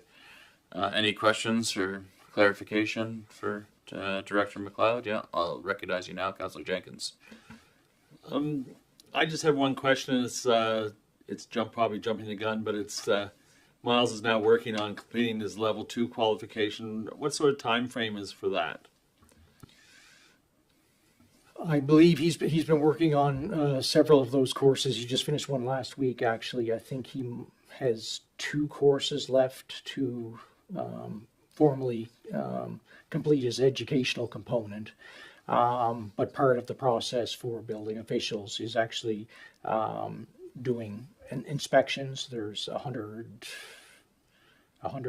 inspections at the level 2 certification that have to be carried out before he can be formally a level 2 inspector. So he continues to work on that, and hopefully within the next year and a half, he'll be able to finalize that level 2 component. So where would those level 2 inspections be carried out, in Queens County or in adjacent counties? The bulk of those, unfortunately, we have to go to other municipal units to get those inspections in. But we do have several, like the long-term care facility that's a level 2 that Miles and Tim both accompany building officials from municipality of the District of Lunenburg to get their inspections in. So we do have some, but the majority are outside of our jurisdiction. So perhaps that's a good segue. Just wondering, in terms of, as my understanding is the shared service agreement that we have in place with Municipality District of Lunenburg is with respect to our building inspectors. So just in terms of the impact this has on that arrangement, or if you could just speak to those shared services, yeah. Absolutely. So now you're correct. Under the new shared services building inspection services agreement, we will tap into their resources directly as part of our inspection process. Previously, we had an agreement with Municipality of the District of Lunenburg to pay for their inspectors to come down here to do that work, but now that will be wrapped in under the shared services agreement. So, Great, thanks. Any further comments or questions for Mike? I applaud Miles for obtaining this. This is a valuable addition to our organization. So I think that's great. Perhaps at this time I'll call for a motion that the Council of the Region of Queens Municipality receive the report titled Building Official Appointment for Information, and that the Council appoint Miles Harlow to the position of Building Official for the Region of Queens Municipality to administer and enforce provisions of the Nova Scotia Building Code Act. Moved by Councillor Wenzel. Can I get a second? Seconded by Councillor Roy. Any further discussion or debate on the motion? All those in favor? Motion carried. Thanks, Mike.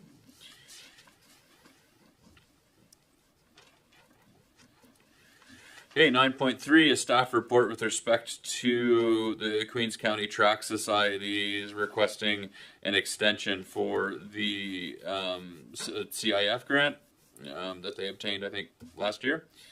And I will recognize our Community Economic Development Officer, Steve Burns, to speak to this report at this time.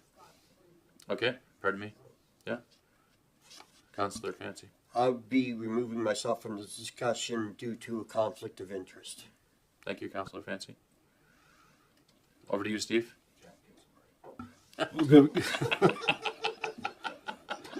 Good morning, everyone. Nice to be here in front of you today, and I'd like to start by giving, especially our new councillors, a brief, high-level synopsis of Community Investment Fund.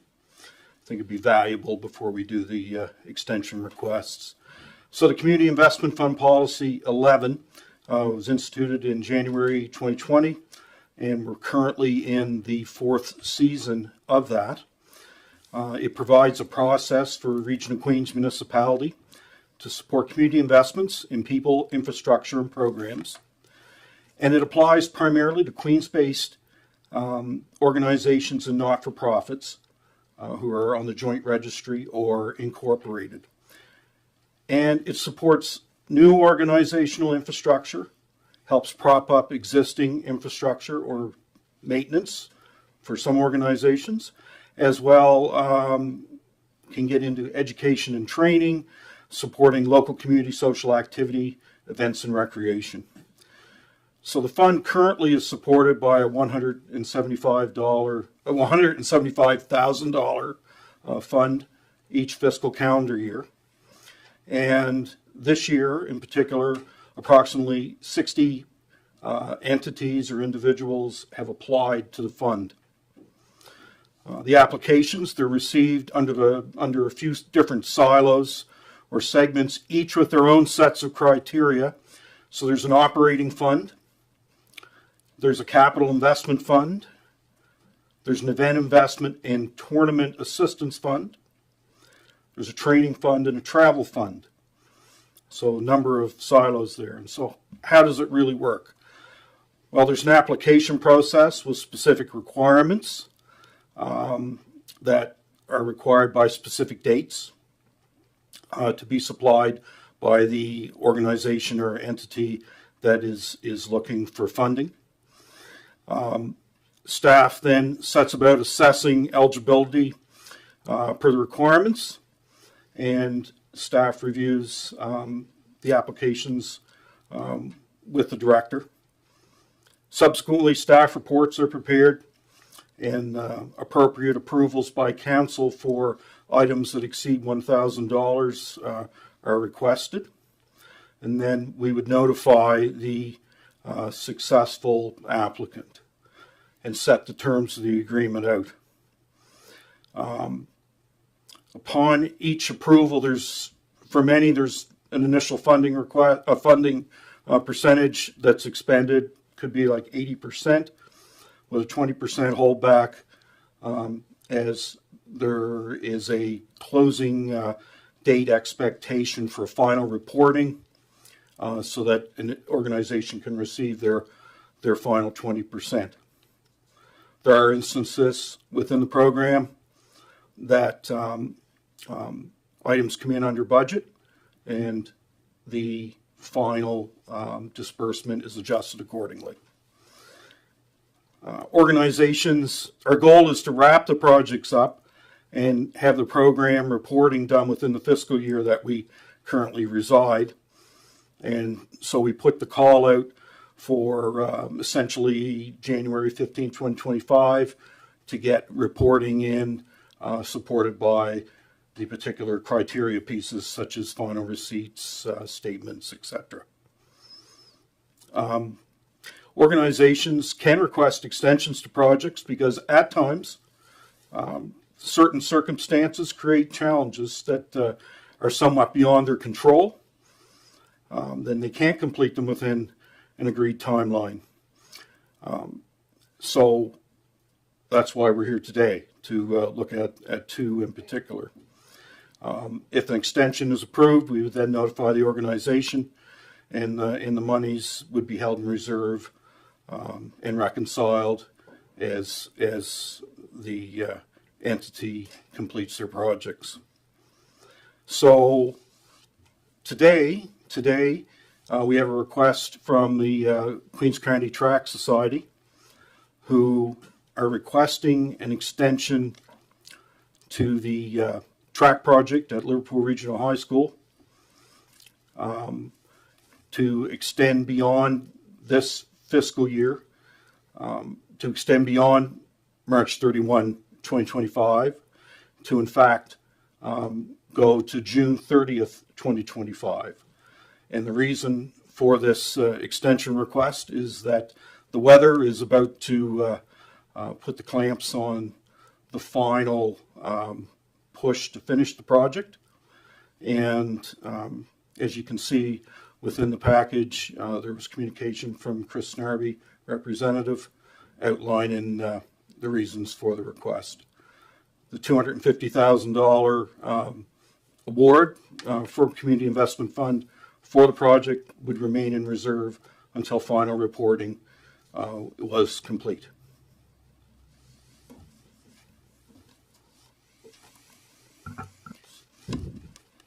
Thank you, Steve. Any questions or clarification for Steve at this time, either on the Community Investment Fund and procedures therein more broadly, or with respect to the present request for an extension for the Queens County Track Society? Seeing none, I will ask for a motion to that the Council of the Region of Queens Municipality receive the report titled Queens County Track Society CIF Extension for Information, and that the Council approve the Queens County Track Society's Field and Running Track Project CIF funding extension to June 30th of 2025, subject to required CIF reporting. Moved by Councillor Merrow. Can I get a second on the motion? Deputy Mayor Charlton has seconded the motion. Any further debate or discussion on the matter? All those in favor? Ayes have it. Motion carried. Thank you, Steve. And thank you to all of our community members who are engaged in this important project.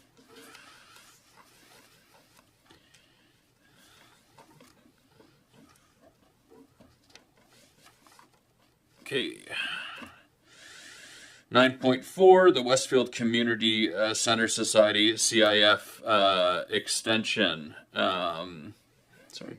Steve, do you just want to speak to the request for similarly? There's a request for extension for the Westfield Community Center Society and their ramp. Thank you, Mayor Christian. Westfield Community Center Society. Judy Frail and her hardworking team at the hall had successfully applied for a CIF grant of approximately $23,000 back in May. That primarily was to refurbish all the accessible, the ramping and steps and railings to the hall. They then encountered some issues garnering some additional funding sources and had to go back to square one in the planning process. And subsequently, they now have a path to completion. However, it will require that we extend their requirement of reporting from January the 15th, 2024 to September the 30th, 2025, which would be in line with the other funding they do have coming. And a very weather-sensitive project, of course, so they likely would not pick that back up till the spring. Thank you, Steve. Any questions for Steve? Seeing none, I will ask for a motion that the Council of the Region of Queens Municipality receive the report titled Westfield Community Hall Society CIF Extension for information, and that the Council agrees on extension of the CIF grant to Westfield Community Hall Society from January 15th of 2025 to September 30th, 2025, subject to CIF reporting requirements. Moved by Councillor Fancy. A second? Seconded by Councillor Jenkins. Any further debate or discussion on the matter? Seeing, hearing none, I'll ask the question. All those in favor? Ayes have it, motion carried. I am cognizant of it's almost 12:30 and we have been assembled since 8:30. I would just like to proceed through the final items for new business before calling for a recess, if that's okay with the assembled members of council. Thank you. 9.5, the J. Gordon Achievement Award. I believe that was you, Cody, was it not? Yeah, or Joanne, but you'll take it under. Yeah, okay, thank you very much. I'll be Joanne. Yeah. So short version of this is each year committee of council recommends to council a number of bursaries to give. In this case, during the last round, the committee did not recommend awarding the J. Gordon Achievement Award. However, following that, the school did provide a certificate, which isn't binding, but did provide a certificate to a student, noting that they received it, even though such a decision had not been made. And so that family has contacted the region asking for the money from the J. Gordon grant, and our intent would be not to provide it. However, I can understand how that may be a sensitive issue, and we wanted to bring this matter to council so they knew in case they wanted to make a different decision. But that's the background.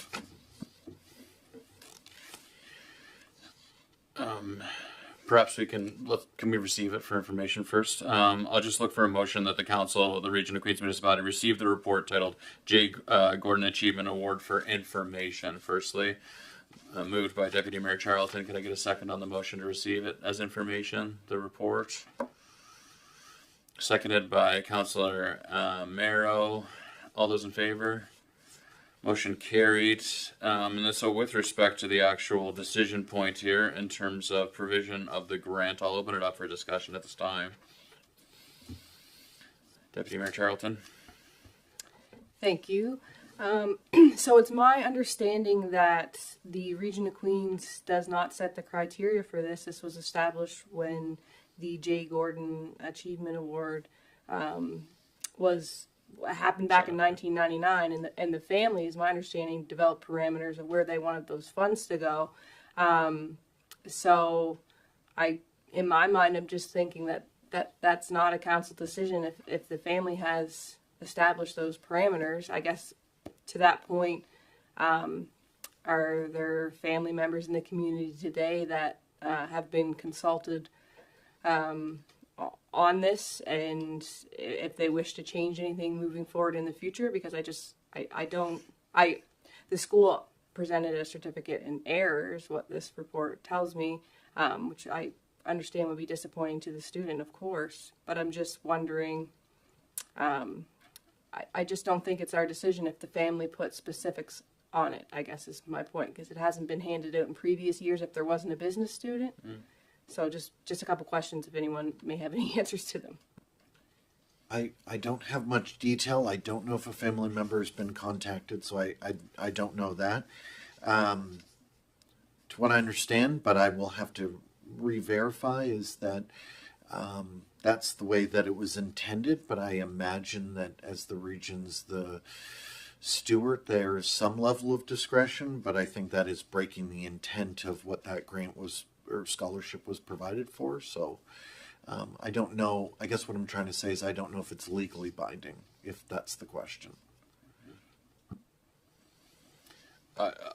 My sense is that I think Deputy Mayor Charlton's instincts here, I tend to agree in terms of if we could approach the individuals or family who established the criteria for the bursary fund, and discuss the current state with the situation whereby a student was presented a certificate, an achievement award, erroneously or not. I think it would be prudent to have that conversation before making a determination on it. I'm not sure if the other members of the council have other opinions. Maybe just to expedite this process, does anybody have a dissenting opinion with respect to that? Okay, perhaps then could we prepare a motion that the Council of the Region of Queens Municipality direct staff to initiate a conversation with the party associated with the J. Gordon Achievement Award to discuss the present. The party meaning the family? Yeah. Yeah.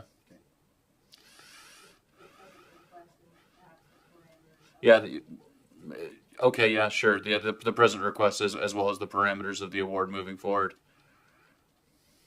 Is that a fine motion, Pam?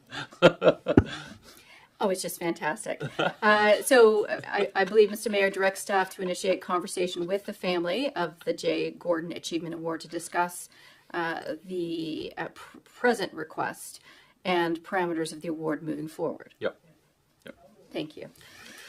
It was moved by Deputy Mayor Charlton. A second. Could I get a second for the motion?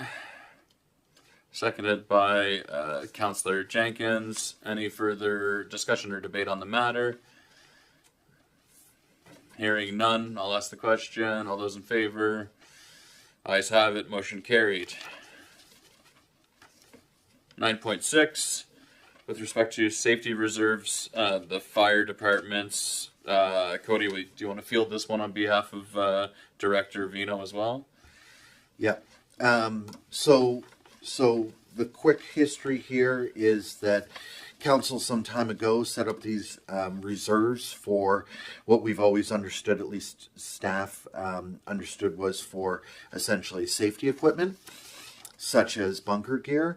All of the departments, two of the departments have exhausted their funds. Two others have almost exhausted their funds. However, Greenfield has not. When digging in, that fund was likely created during a budget approval, so there's not necessarily a motion restricting its use, although staff understood that was the intent. There's no policy around it, and there is asks, so we just want to clarify with council through this report that council's intent is to continue to have that as a reserve for safety equipment. And so the second motion is just to clarify, if council doesn't want that reserve to be for that purpose, they don't have to make recommendation number 2, but it does leave us in a bit of a confusing spot about then what do we communicate to fire departments about what they can and cannot use the money for. I hope that's clear.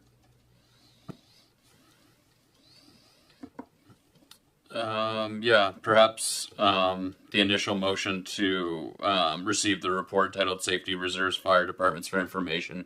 Somebody move that piece of it. Councillor Jenkins, second. Councillor Fancy, any debate on receiving it for information? Councillor Jenkins, do you want to speak to it? I think that originally it was that we have to go by the intent of past council, and the fund was to purchase bunker suits and breathing apparatus, or PPE, for the fire departments, and that we should stick with that. Okay, thank you. So I'll ask the question for the initial, just to receive the report for information, because that's the motion that's currently on the floor. All those in favor? So aye, motion carried. Now, secondly, that the council and the Region of Queens Municipality direct staff to ensure the funds in reserve number 52172 are to fund purchases of safety equipment for the fire departments. Moved by Councillor Jenkins, seconded by Councillor Amero.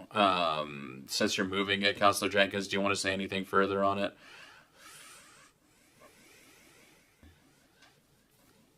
Not at this point, really. It's just that the other fire departments have taken the direction that they've used the funds as they were intended by past council, and that by approving this, then all fire departments will work under the same rules. Thank you. Is there, when you were articulating it, you said bunker gear and breathing apparatuses. Is there any, does it behoove us to clarify the language and be, in terms of specificity, beyond purchasing of safety equipment? I'm speaking from a position where I don't fully, comprehend what could be envisioned within safety equipment or whatnot. I'm not sure if yeah. Yes, I think PPE is the category that this should be approved for, and that includes the bunker gear and safety as well as accessories to those products. Okay. Perhaps then I could call for look for someone to move for an amendment to the motion so that it would read that the Council of the Region of Queens Municipality directs staff to ensure the funds in that reserve are to fund purchases of PPE for the fire departments. What's that?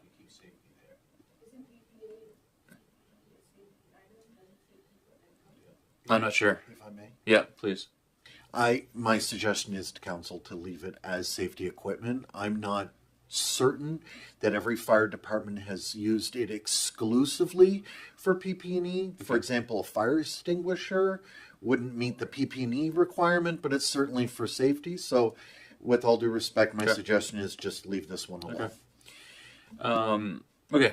Let's leave it there for now. I think it would make sense if it is problematic the way that we've defined it, that this could also be discussed at the at committee with the relevant stakeholders at the table. Any further discussion or debate on the motion without amendment on the original motion that's on the floor? Okay. Seeing none, I'll ask the question. All those in favor? Motion carried. And then at this time, I will call for a recess. Unless you want to bump that, basically the last two items to the next agenda. No, I think it's appropriate that we discuss those today. So we could call for a 30-minute recess at this time.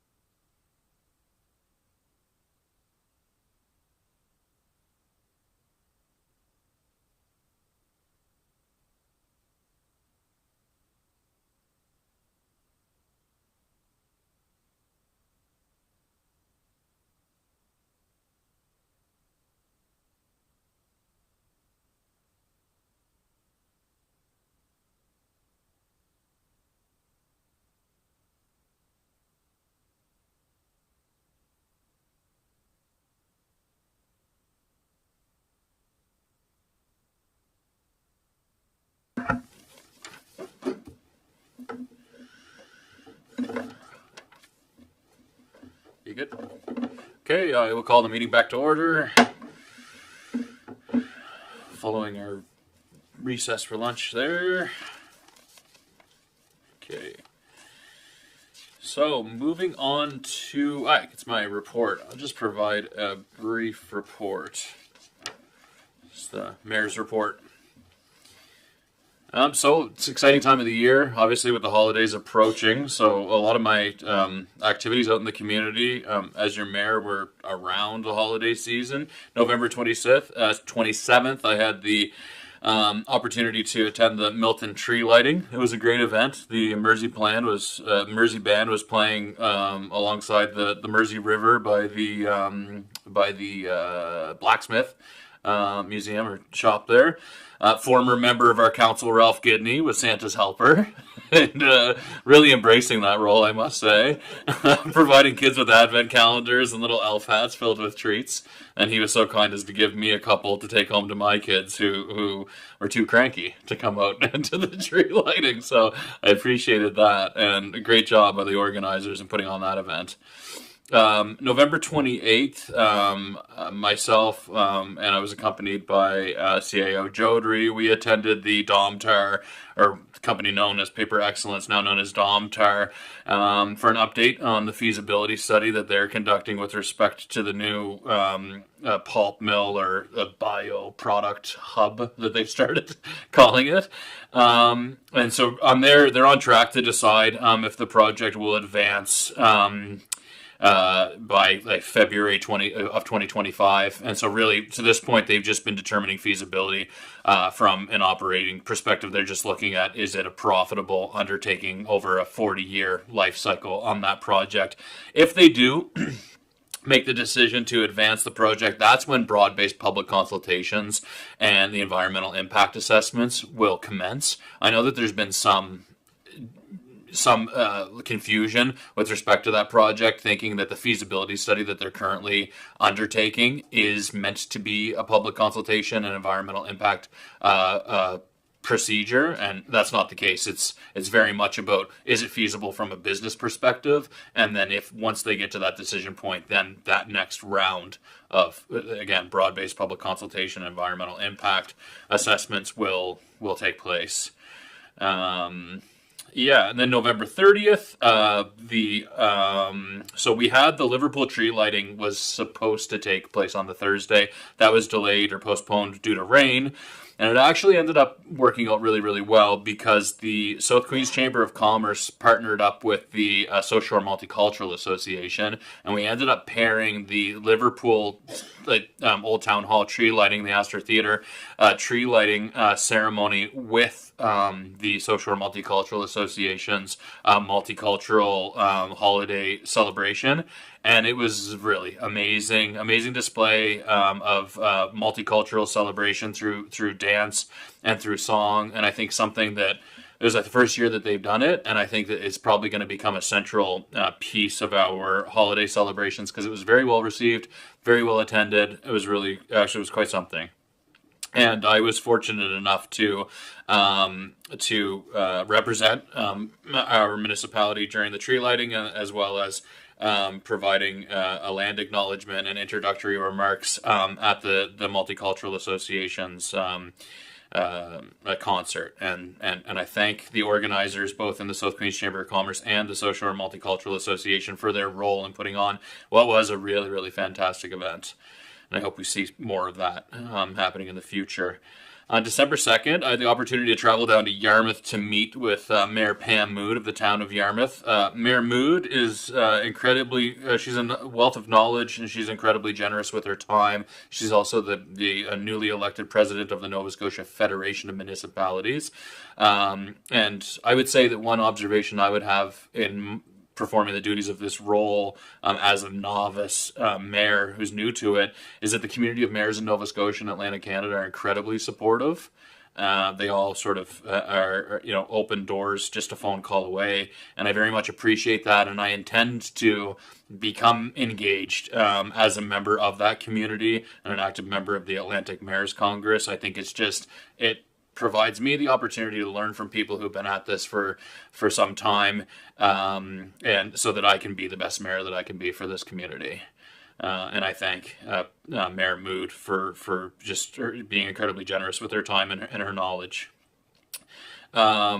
And I guess I'd be remiss to say that on December 2nd, unfortunately, the union members who are employed with our engineering public works department voted to strike rather than ratify the current offer that was on the table. I know that I speak for this council that we are that this is an uncomfortable scenario for all those employees and for us, and that we certainly want to work to understand how we can find a productive path forward so that there's a fair and good offer for those unionized employees.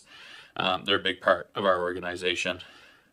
And then December 4th, we had the Queens County Health Board held an event giving an update on the various grants that they awarded, and just a presentation on the Queens County Health Board. It took place at the AmeriCentre. It was really interesting. I had to leave prematurely, but they spoke quite a bit about a presentation that was provided by 211. And suggested that it might be a good idea to get 211 to come in and speak to our council, because they can collect really interesting and insightful data with respect to the complexity of needs that are experienced by our residents, because they're able to disaggregate their data and present data. And so they sort of spotlighted and did a presentation for the Queens Community Health Board with respect to the types of needs and services that they're aligning residents in Queens toward. So it helps in terms of identifying and understanding the need and the complexity of need of our residents. So I think that we should think about potentially inviting the 211 group in to present to council with respect to that. And then lastly, and unfortunately on December 8th, and several members of the council were planning on attending and participating in the Region of Queens Municipalities float at the North Queens Santa Claus Parade, which we ended up canceling or pulling our float due to dangerous road conditions to get people up on the number 8. It was getting quite slippery. But that's basically what I've been up to. Some of the public engagement and activities that I've undertaken in the last couple weeks. I'm not sure if there's any questions at all from the other members of council. All right. Thanks for the opportunity to provide that report as the mayor. Moving on to 11, business from members of council. So I believe 11.1. And I'll look for a motion that the Council of Region of Queens Municipality directs staff to provide a report on the background and cost of options to install permanent electrical connections for the gazebo in Merriam Hunt Park in Caledonia. Moved by Councillor Fancy. Could I get a second for the motion? Seconded by Councillor Jenkins. I'll just speak to this because Councillor Carver's not present. She provided some background in terms of this gazebo is presently connected to power via a long extension cord. They hold activities through there throughout the holiday season. They have like guitar amps. They have like a jam session there. It's lit with Christmas lights and whatnot. And then there's just been some history of loose agreements between the Region of Queens Municipality and some of the landowners, and Georgie Ullman, I think, is currently the one who has the Nova Scotia Power Service that the electricity is running to and whatnot. So really, this is about getting clarity in terms of clarity on the background and where this thing has come from, and just and some cost options in terms of what we would like to commit to support this in the future, if that's the will of council. So that's really the context of this. I'm not sure if anybody has any discussion or debate or input that they'd like to provide before. So this current motion is just really to direct staff to dig into the background and provide us with some options with respect to the future of this. Okay, hearing no further discussion, I'll ask the question. All those in favor? Motion carried. 11.2. Do you want me to read it, or do you want a motion, Deputy Mayor Charlton? Sure. I so move that the Council of the Region of Queens Municipality direct staff to remove the $2 fee and promote the fact that the walking track is free to use from January to April, and initiate a staff report as per the items listed below. A, data collection on numbers of participants and user feedback during pilot project. B, historic data on use of walking track from Ameriplace staff, including popular and unpopular times of days and month. And C, expected financial and operational impacts from this 4-month pilot project. Is there a second to the motion? Councillor Fancy? This came up at the Community Health Board that Councillor Carver and I attended with respect to solutions or potential ways that the Region of Queens Municipality could support healthy active lifestyles and barrier removal therein. I know in previous years we have waived the walking track fee in some capacity. I know that sometimes we've sought funding for that. I think Deputy Mayor Charlton shared with me. So I think with respect to this motion, it's removing the barriers, understanding the way that it impacts access and use of that service and that facility to our community members throughout the winter months here. And having a sense, doing a little bit of a pilot project and studying it so that we can make a decision about how we want to handle the walking track and moving forward. Sure, if there's any further discussion or debate on it at the present time. Hearing none, I'll ask the question. All those in favor? The ayes have it. Motion carried. 11.3. Councillor Jenkins, do you want to move? I move that the Council of the Region of Queens Municipality. Sorry. I move that the Council of the Region of Queens Municipality direct staff to provide a report with updates on the current project to address the accumulation of garbage and dumping at the gray boxes sites in LaBelle, Queens County.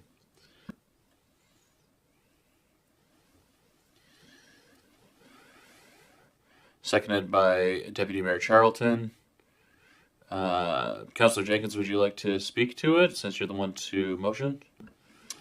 From last Friday until, I don't know if they cleaned it up today yet, the garbage boxes were neglected on the main road, on the LaBelle Road.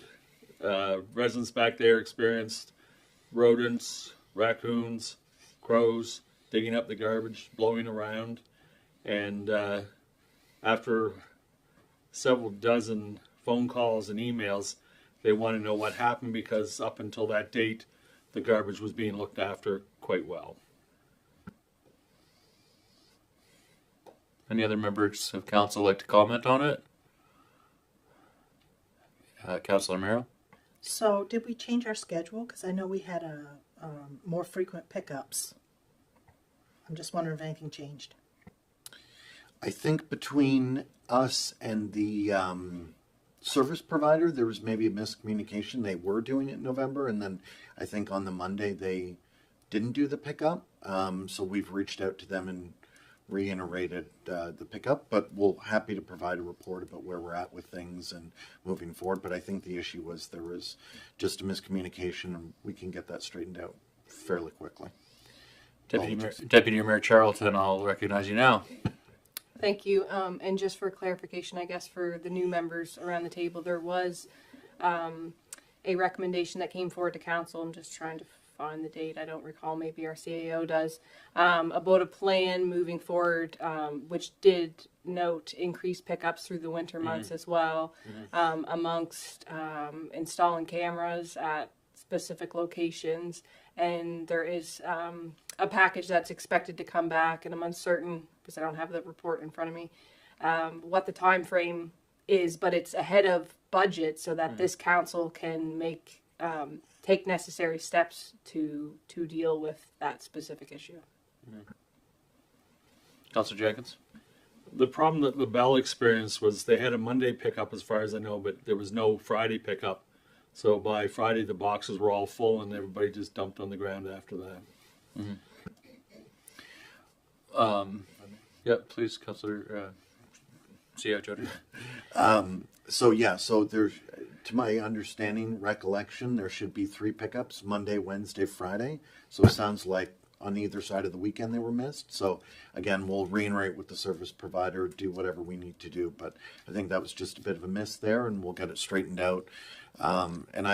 To Deputy Mayor's point, the report was around May or June, somewhere around there. And it was increased schedule and cameras to try to get some aggregate data around the issue. Yeah, and I hope that it was just a miscommunication, or crossed wires in terms of the service provider, picking up the garbage with the schedule that's been laid out. But I think it's a good opportunity, considering that we have a new council, if we could just get a very high level progress report on that current improvement project that's been initiated with respect to this long-standing issue. That which I think is the spirit of the motion that's on the floor. Any further discussion? Councillor Fancy? I know I had asked before, of course, we're going to stage one or step one and what we want to try to do. But a lot of times we get, in particular, spring and fall, where people get new furniture and things and everything gets thrown out there. That there's some way to segregate large from items from others, where somebody could even pick it up if they needed to or something, because a lot of times things will get in front of the boxes and you can't even get into the boxes because everything is blocked off in the boxes. So I think there's other steps after, but first off, going forward with this to see where we're going to. Thank you, Councillor Fancy. I'll ask the question. All those in favor of the present motion? The ayes have it. Motion carried.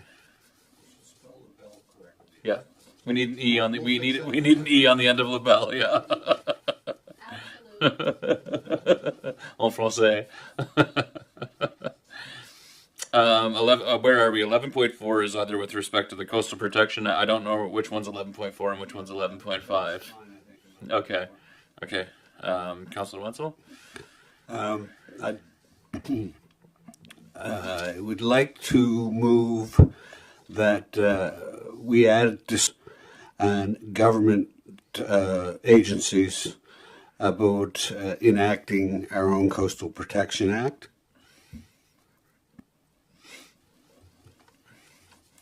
Second for the motion, Councillor Jenkins. So just to clarify, I just want to clarify the motion. Sorry. Because I think I have two minds. I'm not sure if we're looking to direct staff right now or if it's a matter of initiating contact with different respective parties as a counselor to counselor discussion. Yeah, Deputy Mayor Charlton. What's that? Sorry. Yeah, no, I am. Yes. Yeah. Thank you. Just a few thoughts. The NSFM has many members, municipal units that are still advocating for the province to take the Coastal Protection Act back into consideration. So that's still happening. Mayor Pam Mood recently shared that with a news outlet at the NSFM conference. So that's advocacy for that is still ongoing. My thought is MODL adopted coastal protection measures when the province unfortunately did not adopt the act.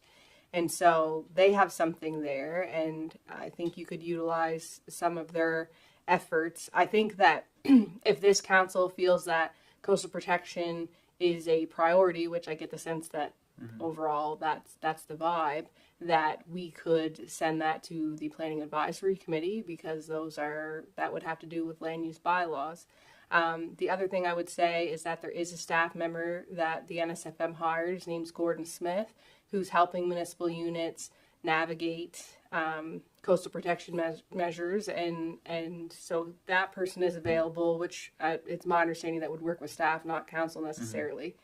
And lastly, I would just say we could, as a council, send a letter to NSFM via correspondence, asking them to continue their advocacy efforts. I already know that they are, but just if we wanted to send it from our unit, we could also do that. So those are just a few thoughts that I Councilor Wenzel? For clarity, what you asked for, I don't think we need to direct staff to do anything with this motion. I think the intent is for us to start having discussions with other municipalities, especially MODL, and I like Maddie's response to that.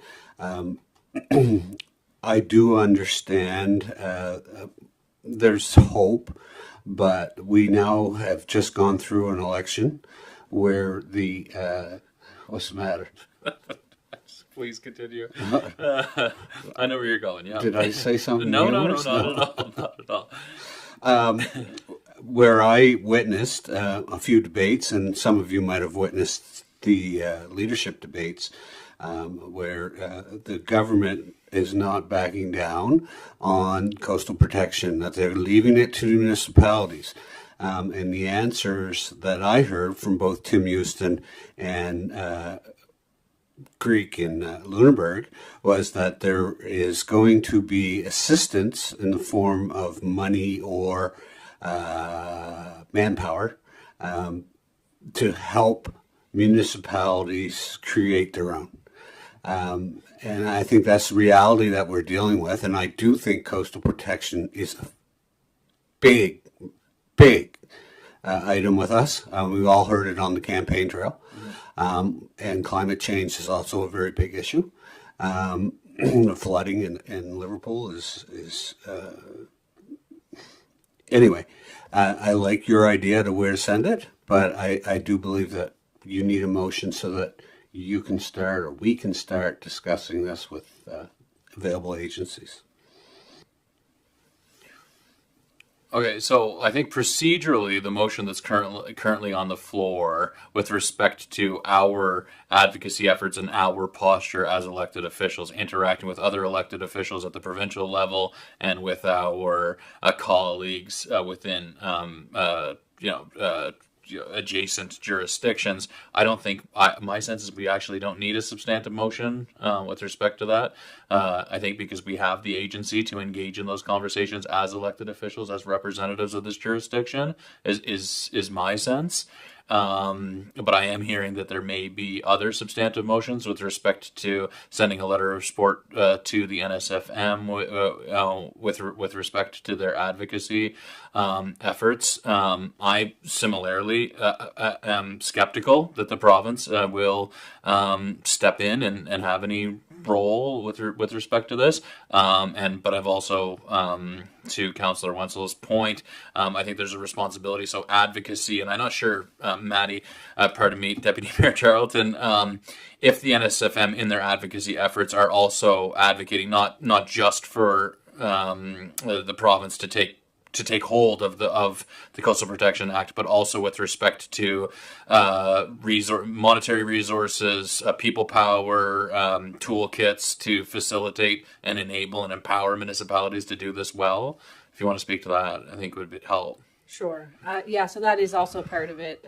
Mayor Mood had recently just said in her interview that it's a big burden to municipalities. There are a lot of small municipal units that don't have a lot of staff, and even units that are larger still have staffing issues, and then there's a cost to it. So it was stated that the province should share their funds for that, since the act was not adopted. So it is two-sided, like you mentioned. Okay. Councillor Miro? The only problem I have with this is if there isn't a motion attached to it, it tends to get lost sometimes. And this is a pretty important issue that I think we need to get a step up on. Yeah, I think that's right. So I think, procedurally, though, there is a motion on the floor, right? I think we just, perhaps we didn't define it properly. So I'm going to ask the question on the motion on the floor. And then I think that we should that we should then entertain a different motion, I think. Moved by Councillor Wenzel, seconded by Councillor Jenkins. Yeah, so it is on the floor. But I didn't receive the motion, so I just wrote what I thought the council had expressed. Okay. That was my understanding. But... Yeah, so can we withdraw the draft motion at this time, or does it need to be defeated? Can we hear what you wrote? Yeah. I'm just saying there's nothing wrong with that. Okay. Because it's recorded. Right. I just want to assure that everyone in the room knows what they're voting Right. for clarification. Okay. So can you maybe repeat the motion?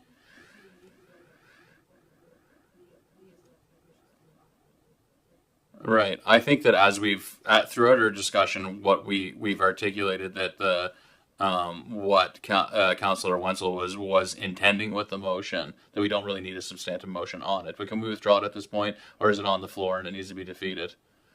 No, the councillor and the secretary can withdraw. Okay. I think that would be appropriate at this point, but Would you rather me withdraw it or change it? The councillor who moved it withdraws, as does the secretary. yeah, Is that what you'd rather? I think so. I think it's easier. Okay, I withdraw. I also withdraw my. I withdraw the second. Okay. And so, Councillor Wenzel, and perhaps I think that the motion, one substantive motion that I think that would make sense is to prepare a letter of support for the NSFM and advocating for resources and support with respect to the implementation of the Coastal Protection Act, whether that's by the province or support for our municipality and municipalities throughout the province, if it's left to us, right? Something of that nature. Okay. Yeah. Would you want to move for that? Read that back to me so I understand what I'm moving. Sure.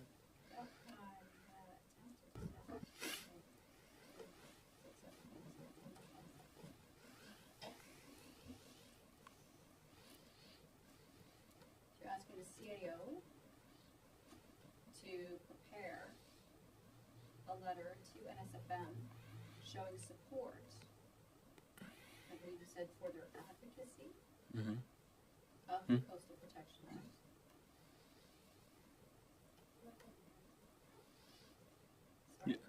Yeah. But to prepare a letter, I think it would come from council. Yeah. Oh, yes, the CAO will prepare a letter for council. Mhm. Yes. And I have a weird window showing up, I'm so sorry.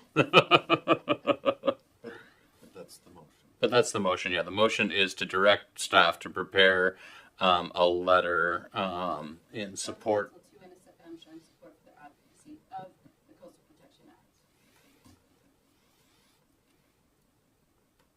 Or I can get Maddie to move that. Is that sufficient? So right now, all we're talking to is NSFM?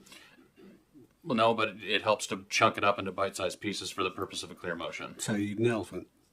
Okay, I'll move that. Can I get a second? Seconded by Deputy Mayor Charlton. Any further discussion on it? I think we're losing some focus here. The problem is coastal protection. Right. So how are we going to move forward with coastal protection besides writing a letter to the NSFM? That's my question. Just a thought process. So we're getting ready to do strategic planning, and to me, coastal protection would be something that we would identify as a priority. In that is how I see it. I'm not sure if that's how everyone else sees it, but I think by doing that, then that work could be delegated to the Planning Advisory Committee because it's a priority of council. And please correct me if I'm off base, but that's how I would see that. We would identify that as something that we feel is very important, and then we're going to develop steps to address that, because I think right now we could say it's a priority and pass it off to Planning Advisory Committee, but those committees aren't completely intact yet anyways, and we're getting ready to do strategic planning. So I'm not sure. That's just how I see it. Curious of thoughts at the front of the room. Yeah, and I would say too that it's a very important priority. I think this is This is an element or a vehicle that we can use in the NSFM is an augmented voice to advocate on behalf. So it's a lot stronger if we join forces with the NSFM and say we need resources and support to enact an effective approach to the Coastal Protection Act. It's an avenue that we can explore to be supported throughout it. It's not the entirety of the picture, but I think it's an appropriate first step. It is, I think CAO Jodry wanted, and then I'll recognize you, Councillor Fancy. Yeah. So just a couple of things. One is to the mayor's point, if an elected official wants to go talk to an elected official from another jurisdiction, you don't necessarily need a motion to do that. So when I heard the original was, direct that meet with municipalities and agencies to enable RQM exploring its own coastal protection implementation. To have a conversation, we don't necessarily need a motion to that. My thought about the letter, just for clarity, I appreciate what the councillors are saying about action. However, if there is a motion on the table supporting it, it does maybe bolster the ability to say we do support this in principle and to sort of enable more of that conversation. The last thing is if you're looking for more concrete action, ultimately this is going to end up in planning advisory anyway. So if you want to forward the matter to planning advisory to start to explore and bring back recommendations, you could also do that if you're looking for something more concrete at this point, barring any sort of strategic planning priority stuff first. So I just want to clarify those are some options. And I will say, so I am I'm scheduled to meet with Kim Maslin. Is she technically the NMLA right now? They're getting sworn in today, so perhaps MLA-elect Kim Maslin to speak with her on this matter, as well as reaching out to mayors within our adjacent municipalities to start this conversation, because from my perspective, I think it's appropriate too for us to have some regional alignment and some regional consistency with our implementation of it. Sorry, I'll recognize you now, Councillor Fancy. Something you might want to look back at, it was on probably a couple councils ago that we had brought a group in to do a study downtown and just to be able to see where we were and look at the rising water and how much is going to rise each year, and to be able to, and they brought back a report, an extensive report, and it was showed back different ways we could have done, just stand pat and just leave it as it is, or to try to hold back the water and looking at it over a period of time, maybe over 30 years or more, how we could be able to keep maintain where we were, or to do a complete job. And there was money associated, a cost for each step and stage of that. Mm-hmm. And even like meeting up with, I know going to some of the group meetings, you've got people like Annapolis is right at sea level. They're concerned that, in how many years it would be that they would be completely flooded. So there's some things out there that we've already have done and that we can look back at. Mm-hmm. I think that's a good idea, and I will request that staff provide that legacy report that we have archived for the members of council to take a look at that. There's the waterfront study that was conducted. I think that's a good idea. Any further debate or discussion on that? I got a quick question. I like the idea of the planning advisory, which Maddie and Cody both alluded to. Are there participants from the public on that committee, or is it there is? Yes, there are. That's a good idea. Thank you. Yeah. So with respect to the current motion that's related to a letter of support to the NSFM, is there any further discussion or debate on that motion? Okay, can I ask for the question? All those in favor of sending that letter to the NSFM? The ayes have it. Motion carried. Is there anything further that anybody wants to put on the table to direct staff or submit anything or to a committee? Yeah. Okay. I have a question from the last council meeting. On the agenda, it was a 11.1 Town Lake Reservoir, and I see no reports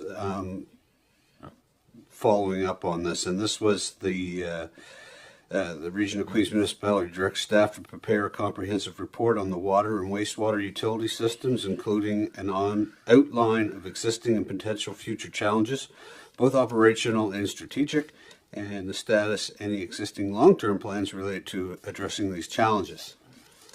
I'm just wondering how far they are on that. Yeah, it is. Yeah. Do you want me to say so right now, or should we? Yeah. Sorry, thank you. I forgot I have a little button here. So that question is out of order at this time because we have completed 11.4 and moving on to 11.5. So I just wanted to point out that if there are questions regarding last month's meeting, certainly, or the previous meetings, we can raise that at a future meeting, or if the mayor would like to open up for general discussion once we finish our business. Okay. Let's attend to 11.5 first, just procedurally. I appreciate it, Courtney. So 11.5, I believe it was Councillor Amaro. Yeah. So I move that the Council of Region of Queens Municipality approve the funding request from Mersey Branch number 38 for $750 and for the Region of Queens Municipality to co-host the New Year's Levy with the Region of Queens Municipality. Can I get a second for the motion? Seconded by Councillor Fancy. Discussion? Debate? I see from the letter this is something that we've done historically. We've been a co-sponsor for this event. Not sure if members of the council could, yeah, go ahead. It's a community event. The residents look forward to it every year. It's a joint event between the municipality and the Mersey branch, the Legion. Last year, Mayor Norman and I attended, and they're actually inviting the mayor and 2 councillors to attend this year. So it's been ongoing for many years, and it's very supported by the community. Thank you. Any further discussion or debate? I'll ask the question then. All those in favor? The ayes have it. Motion carried. So that concludes the business matters under 11 section 11 business from members of council. So I will open it up to entertain the question that was asked by Councillor Wenzel, just basically with respect to progress associated with the staff report concerning the Town Lake Reservoir. CAO Joe, did you just want to speak to that? So as council knows, the voluntary order was lifted as the reservoir is building. But full disclosure, we haven't made a lot of progress in the report, but it is in the plan. We're having conversations about it, but I don't even have a preliminary at this point, unfortunately. Okay, thank you. Okay, at this time, do I need a motion to go into closed session again? Is that right? Yeah. Okay, I will look for a motion from the council to enter in camera, to enter a closed session. Motion by Councillor Amaro. Second? Councillor Fancy. All those in favor? Motion carried. Headed to